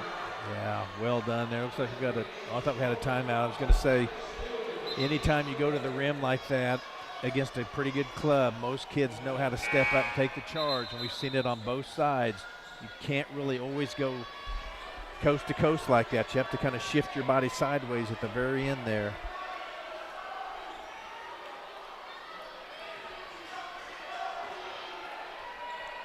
Labette County with the basketball, down by 7. 5 minutes to go in the game. Maddox Dewey, Kagan Bates, Colton Weil, Carson Lamb, Camden Good on the floor. Maddox Dewey wants a three, gets a three! Happy for Maddox. And Coach Argabright wants a timeout. Say it with me, Jonathan. Give him a 60. We'll be back in 1 minute on KLKC. With many years of combined experience, Eye Care Associates of Parsons has set the framework in providing comprehensive eye health examinations for all ages and routine vision care for families throughout the 4-state area. Our optometrists and staff provide remarkable care with state-of-the-art technology to help with diagnosis and management of eye health conditions. Give us a call or visit our website to schedule your next eye exam. Eye Care Associates of Parsons. Experience modern eye care. Looking for a career that supports the U.S. national security mission? Join Day and Zimmerman here in Parsons, Kansas. Our salaried and hourly positions offer competitive compensation, starting at $22.90 for hourly roles, and all employees receive excellent benefits and room to grow. From production operators to engineering and beyond, you'll help supply America's defense and build a career you can be proud of. Apply today at careers.dayzim.com. You can make a difference at Day and Zimmerman.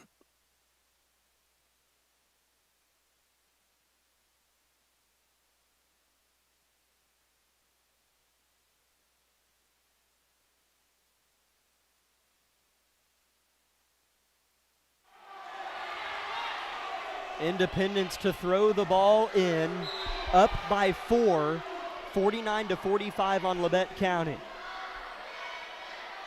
4:53 to play in the game. Maddox Dewey can shoot it really well when he gets going, and he just made a three-pointer on the last possession to draw Labette County within 4.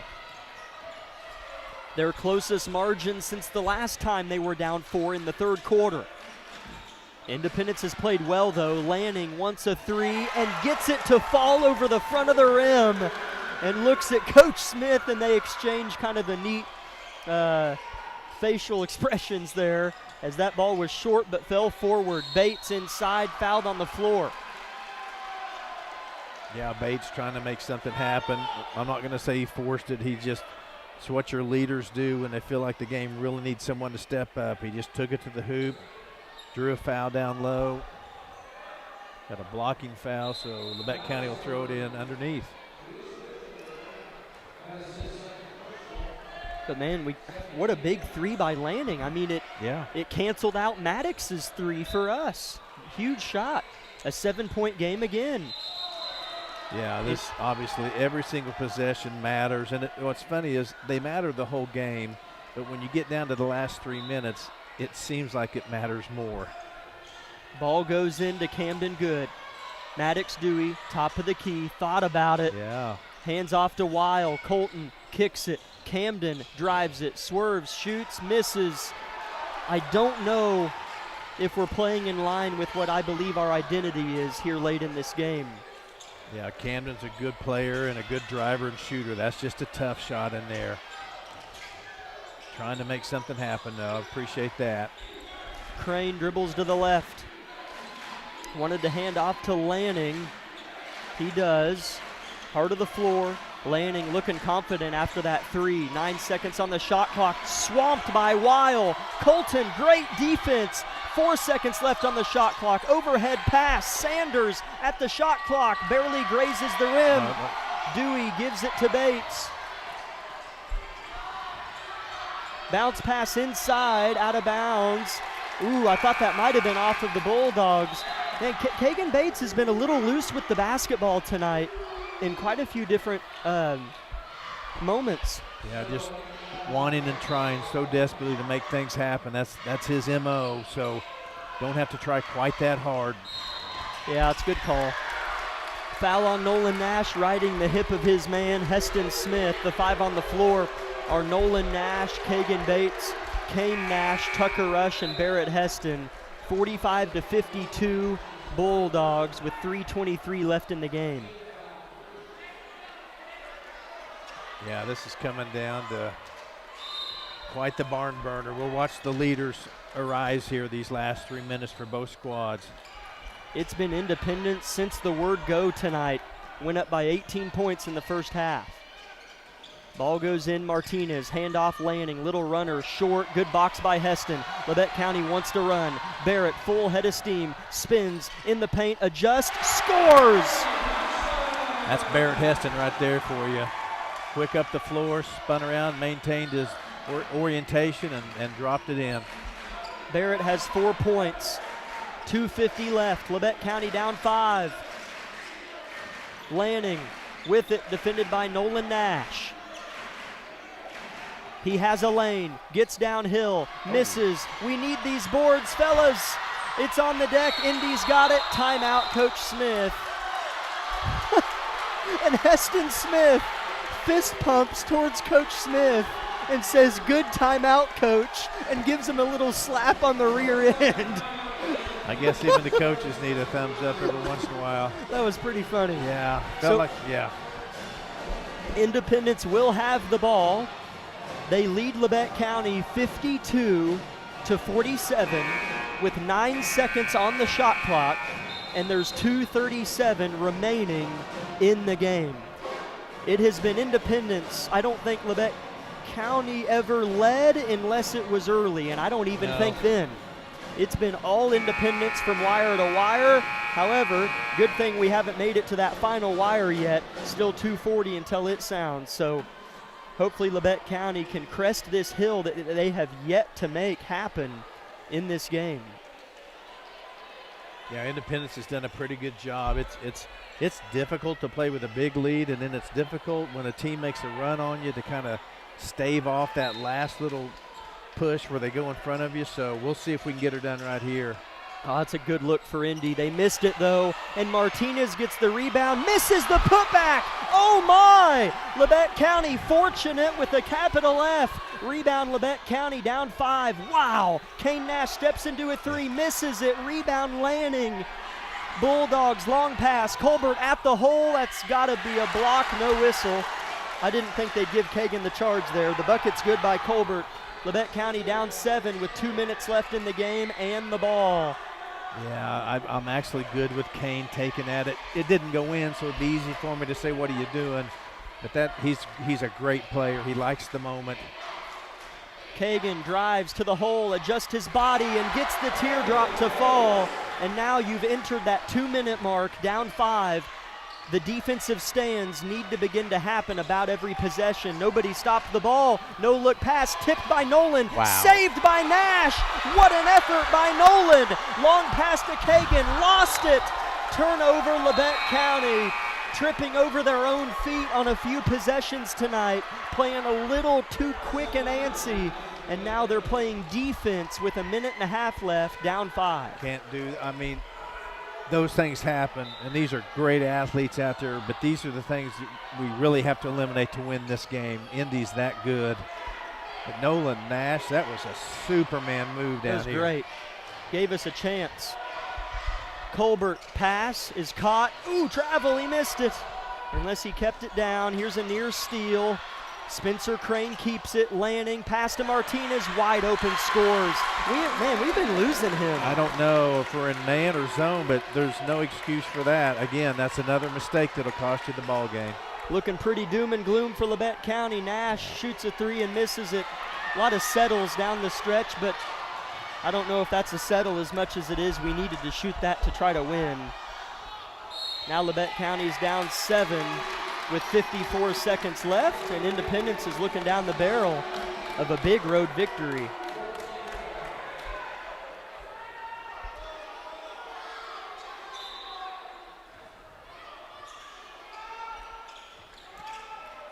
Kind of see if both teams can maintain composure here.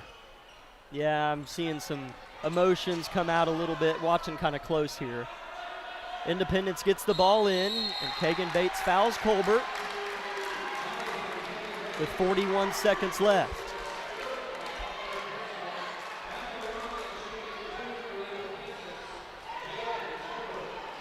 See how Independence handles the free throws here. Of course, the game in some ways is in their control right now with shooting. Colbert swishes the first free throw, and Labette County did not play very well tonight.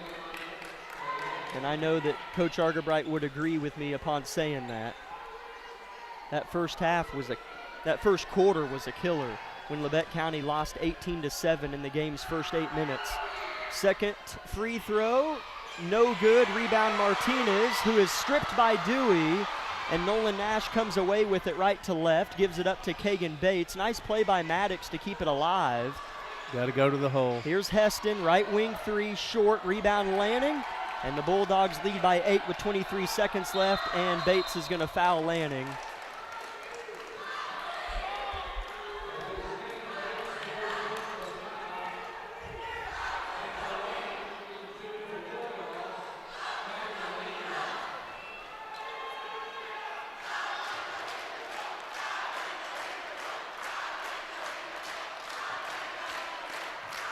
Lanning at the line to shoot 2 free throws. First free throw is good.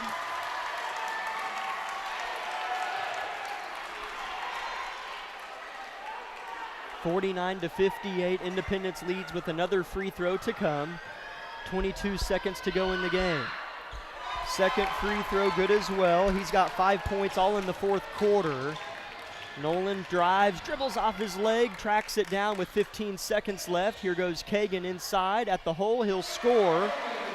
Kagan has a nice game, 13 points, but it's not going to be enough. Labette County is going to fall 59-51 to Independence, and the Bulldogs get a big road win to open up league play. Yeah. And they owned this game from the jump. They came ready, and it didn't appear that Labette County did, and that's rare.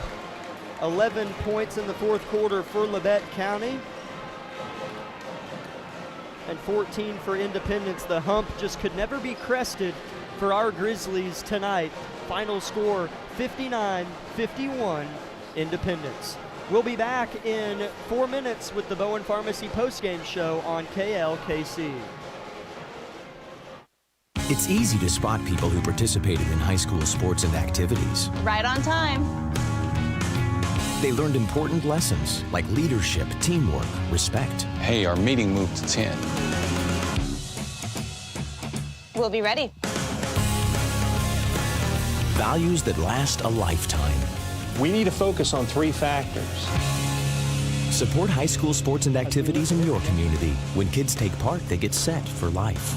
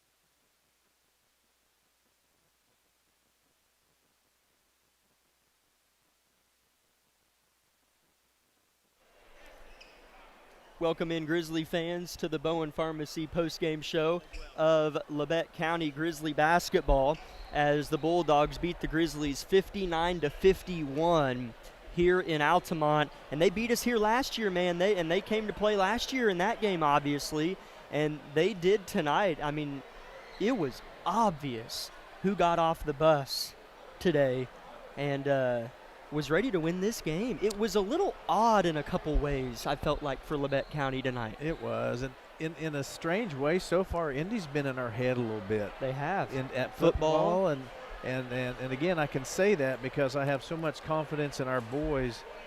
That's not a put down. I mean, if someone comes out and owns the game against us, good point. I mean, we're good and we're tough and we're competitive. So, yeah, just there's no other way to describe that. But we clawed out of that, and but it's just so stinking exhausting to battle back to 6, and then it's 12, and then 6 again. So, I can't. I mean, we want to win every game, but Independence did a fine job tonight, and kind of caught us not at our best, but also played tremendous themselves. Labette County was down 18 in the first half, and part of clawing back and cresting the hill is not just going on scoring flurries of your own, but during that, making the other team play poorly. And Labette County had a hard time making Independence play poorly tonight. They never seemed phased. They found the open man, and they let the offense come to themselves. They would work the ball. Oh, he's open, throw it there. Oh, now he's open, throw it there. Hey, good look, let's score.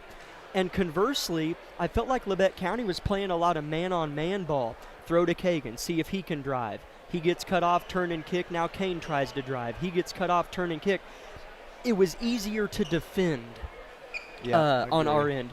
And so I found that a little bit noticeable to me. That's my amateur knowledge. Congrats, Coach. Good win. Team played well. And did a good job. That was a great game. I love Coach Smith. Always been so good to me, and I love Coach Smith.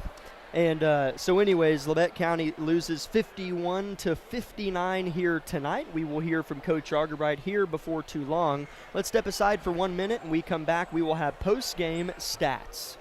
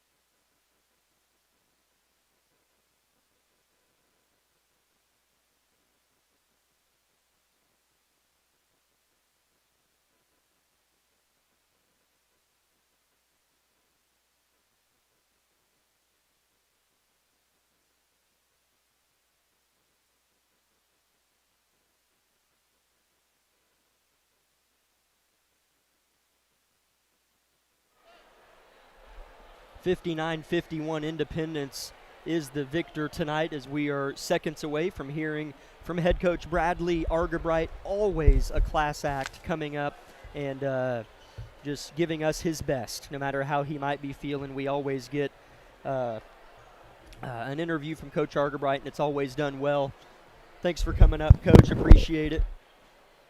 59-51 is the final. Appreciate you as always coming up. This is the Bowen Pharmacy postgame show of Labette County Grizzly basketball. Coach, opening statement. I thought we played a terrible first quarter. We weren't ready to play, which is disappointing, especially it being an SEK League opponent to start the league play. So, I thought we played a really great half against Collegiate the other day in the first half, a terrible second half, and that carried over to tonight. So that's part of the way we fought. I thought we fought hard, played with effort, but, we've got way too much experience on this team to spot, a team like Independence 25 points to start the first quarter. got within 4 a couple times in the second half. What went into that gritty effort, and how did kind of the game end for you through your eyes? Yeah, I thought we hit some shots. There was a big swing there where we were down 5, and we just couldn't seem to get the ball or get a stop or a bad bounce here or there. And then they would hit a big bucket they would break us down off the dribble. We've got to be better defensively. Every time they wanted to score, they would get to the paint, either dish it or finish it. We've got to be better on-ball defenders and not let them get that far down in the paint. I'm trying to figure out my box score here because we had a pretty favorable third quarter as far as scoring the basketball. I felt like throughout the night, we were talking about this a little bit earlier, when you're down 18 in the first half and want to come back, of course you need to score flurries, and then you need to try to make your opponent play poorly. And it seemed like in phases we had a hard time plugging the hole that was Independence's offense tonight, and I mean that in a good way. For them, they played well on offense. What was the challenge tonight that Independence presented to try to stop that ship from sailing for them offensively? Yeah, we couldn't get a stop when we needed. Like you said, they shot it well, especially in that first half. I really thought they shot it better than I've seen on film. So credit to them; they were ready to play. But for us, we got to string stops together. We got to find a way to get stops when we need them, and then like you said, we got it to 4 there, but we just couldn't get over that hump. But when you put all your effort into trying to come back, when you spot them that much, it's hard to maintain it and go on that many runs to get yourself back to win. So we got to play better at the start of the game. Friday night at Parsons, it's one of those things that's good or bad about basketball. Typically good, however you look at it, because after a loss, now you just have to wait 2-3 days to go play a rival Parsons on the road before Christmas break, and just got to rally the troops and go up to Viking country and give it our best crack. Yeah, it's going to be another rivalry game. Like we said, it's probably rivalry week for us this week, so us and Independence always hook it up, and it's always a great game. We knew that coming in, so we've got to turn our focus to Parsons now. We've got to get better and learn from this loss and find a way to get more energy coming out to start the game. That'll be a big focus of mine, is just to find ways to get us sparked and get it going at the start of the game. But I really thought we did play with effort tonight. Yeah. I don't think it was anything like that. We had some bad spots, and we've got to go watch the film and find a way to get better. So we know Parsons is going to give us their best shot. It's always hard to play and win over there at their place. It'll be a live atmosphere like usual. So we got to get better in 2 days, and we got to finish the break the way that we want to finish the break. Nolan Nash, 28 points over the last 2 games. I thought he's played particularly well on the offensive end of the floor. Yeah, he's shot it well in the first half there. Hit a couple shots that got him going, but I thought he attacked a lot better in the second half. It was good to see him knock down some shots. He's been close on some shots. I still think he's getting in shape. I don't think he's anywhere close to where he needs to be. Christmas break will do these guys good to get some days off, but then it'll also be good when we get back to get him, in some basketball shape, stuff that we haven't been able to work on a whole lot, in these last 2 weeks. But, he is being a spark for us offensively. We're going to continue to need that, and, continue to be aggressive and look to hit shots when he's open. Coach, last week, I'll give you a chance to speak on just the support you get from the fans every time we play here, because we went to a couple places over the Circle tournament, and every time I'm just like, we do have the best. Yeah. And it's just fun to play here, and they really come for you. Yeah, it's not only us, it's everyone else that plays here too. Yeah. We tell our guys all the time, you're going to get everyone's best shot. This is one of the best atmospheres in high school basketball in the state of Kansas. I truly feel like that. And, like you said, when we go to the places, you can just tell the energy is different in this place. Yeah. So, we've got to show up every night. We've got to know that there's a bullseye on our back, and especially when we play at home. So, it's never hard to find inspiration here, but we got to keep getting better. Coach, appreciate you coming up. Always enjoy talking with you. And then look forward to a great effort and getting a win at Parsons on Friday. Yeah, thank you. Go Grizzlies. That's head coach Bradley Argerbright of the Labette County Grizzlies. Final score tonight, 59-51 in favor of Independence. Labette County goes 3-2 on the season. Independence 3-2 as well. So as we just alluded to a couple times with Coach, we will talk to you Friday evening whenever these two squads travel to play at Parsons. Tank Connection pregame show will begin at 5:50 p.m. Girls game will tip at 6, and the boys will follow. Would encourage you, though, to make it there if you can. Always such a fun game to go attend if you can make it. Labette County and Parsons, always a blast. For Annette Tucker back at the station, Jonathan Dusher, our cameraman, and my father, Jack Leake Jr., we are going to say goodnight from Altamont, Kansas. I'm Jack Leake III. Safe travels if you're driving, and as always, God bless.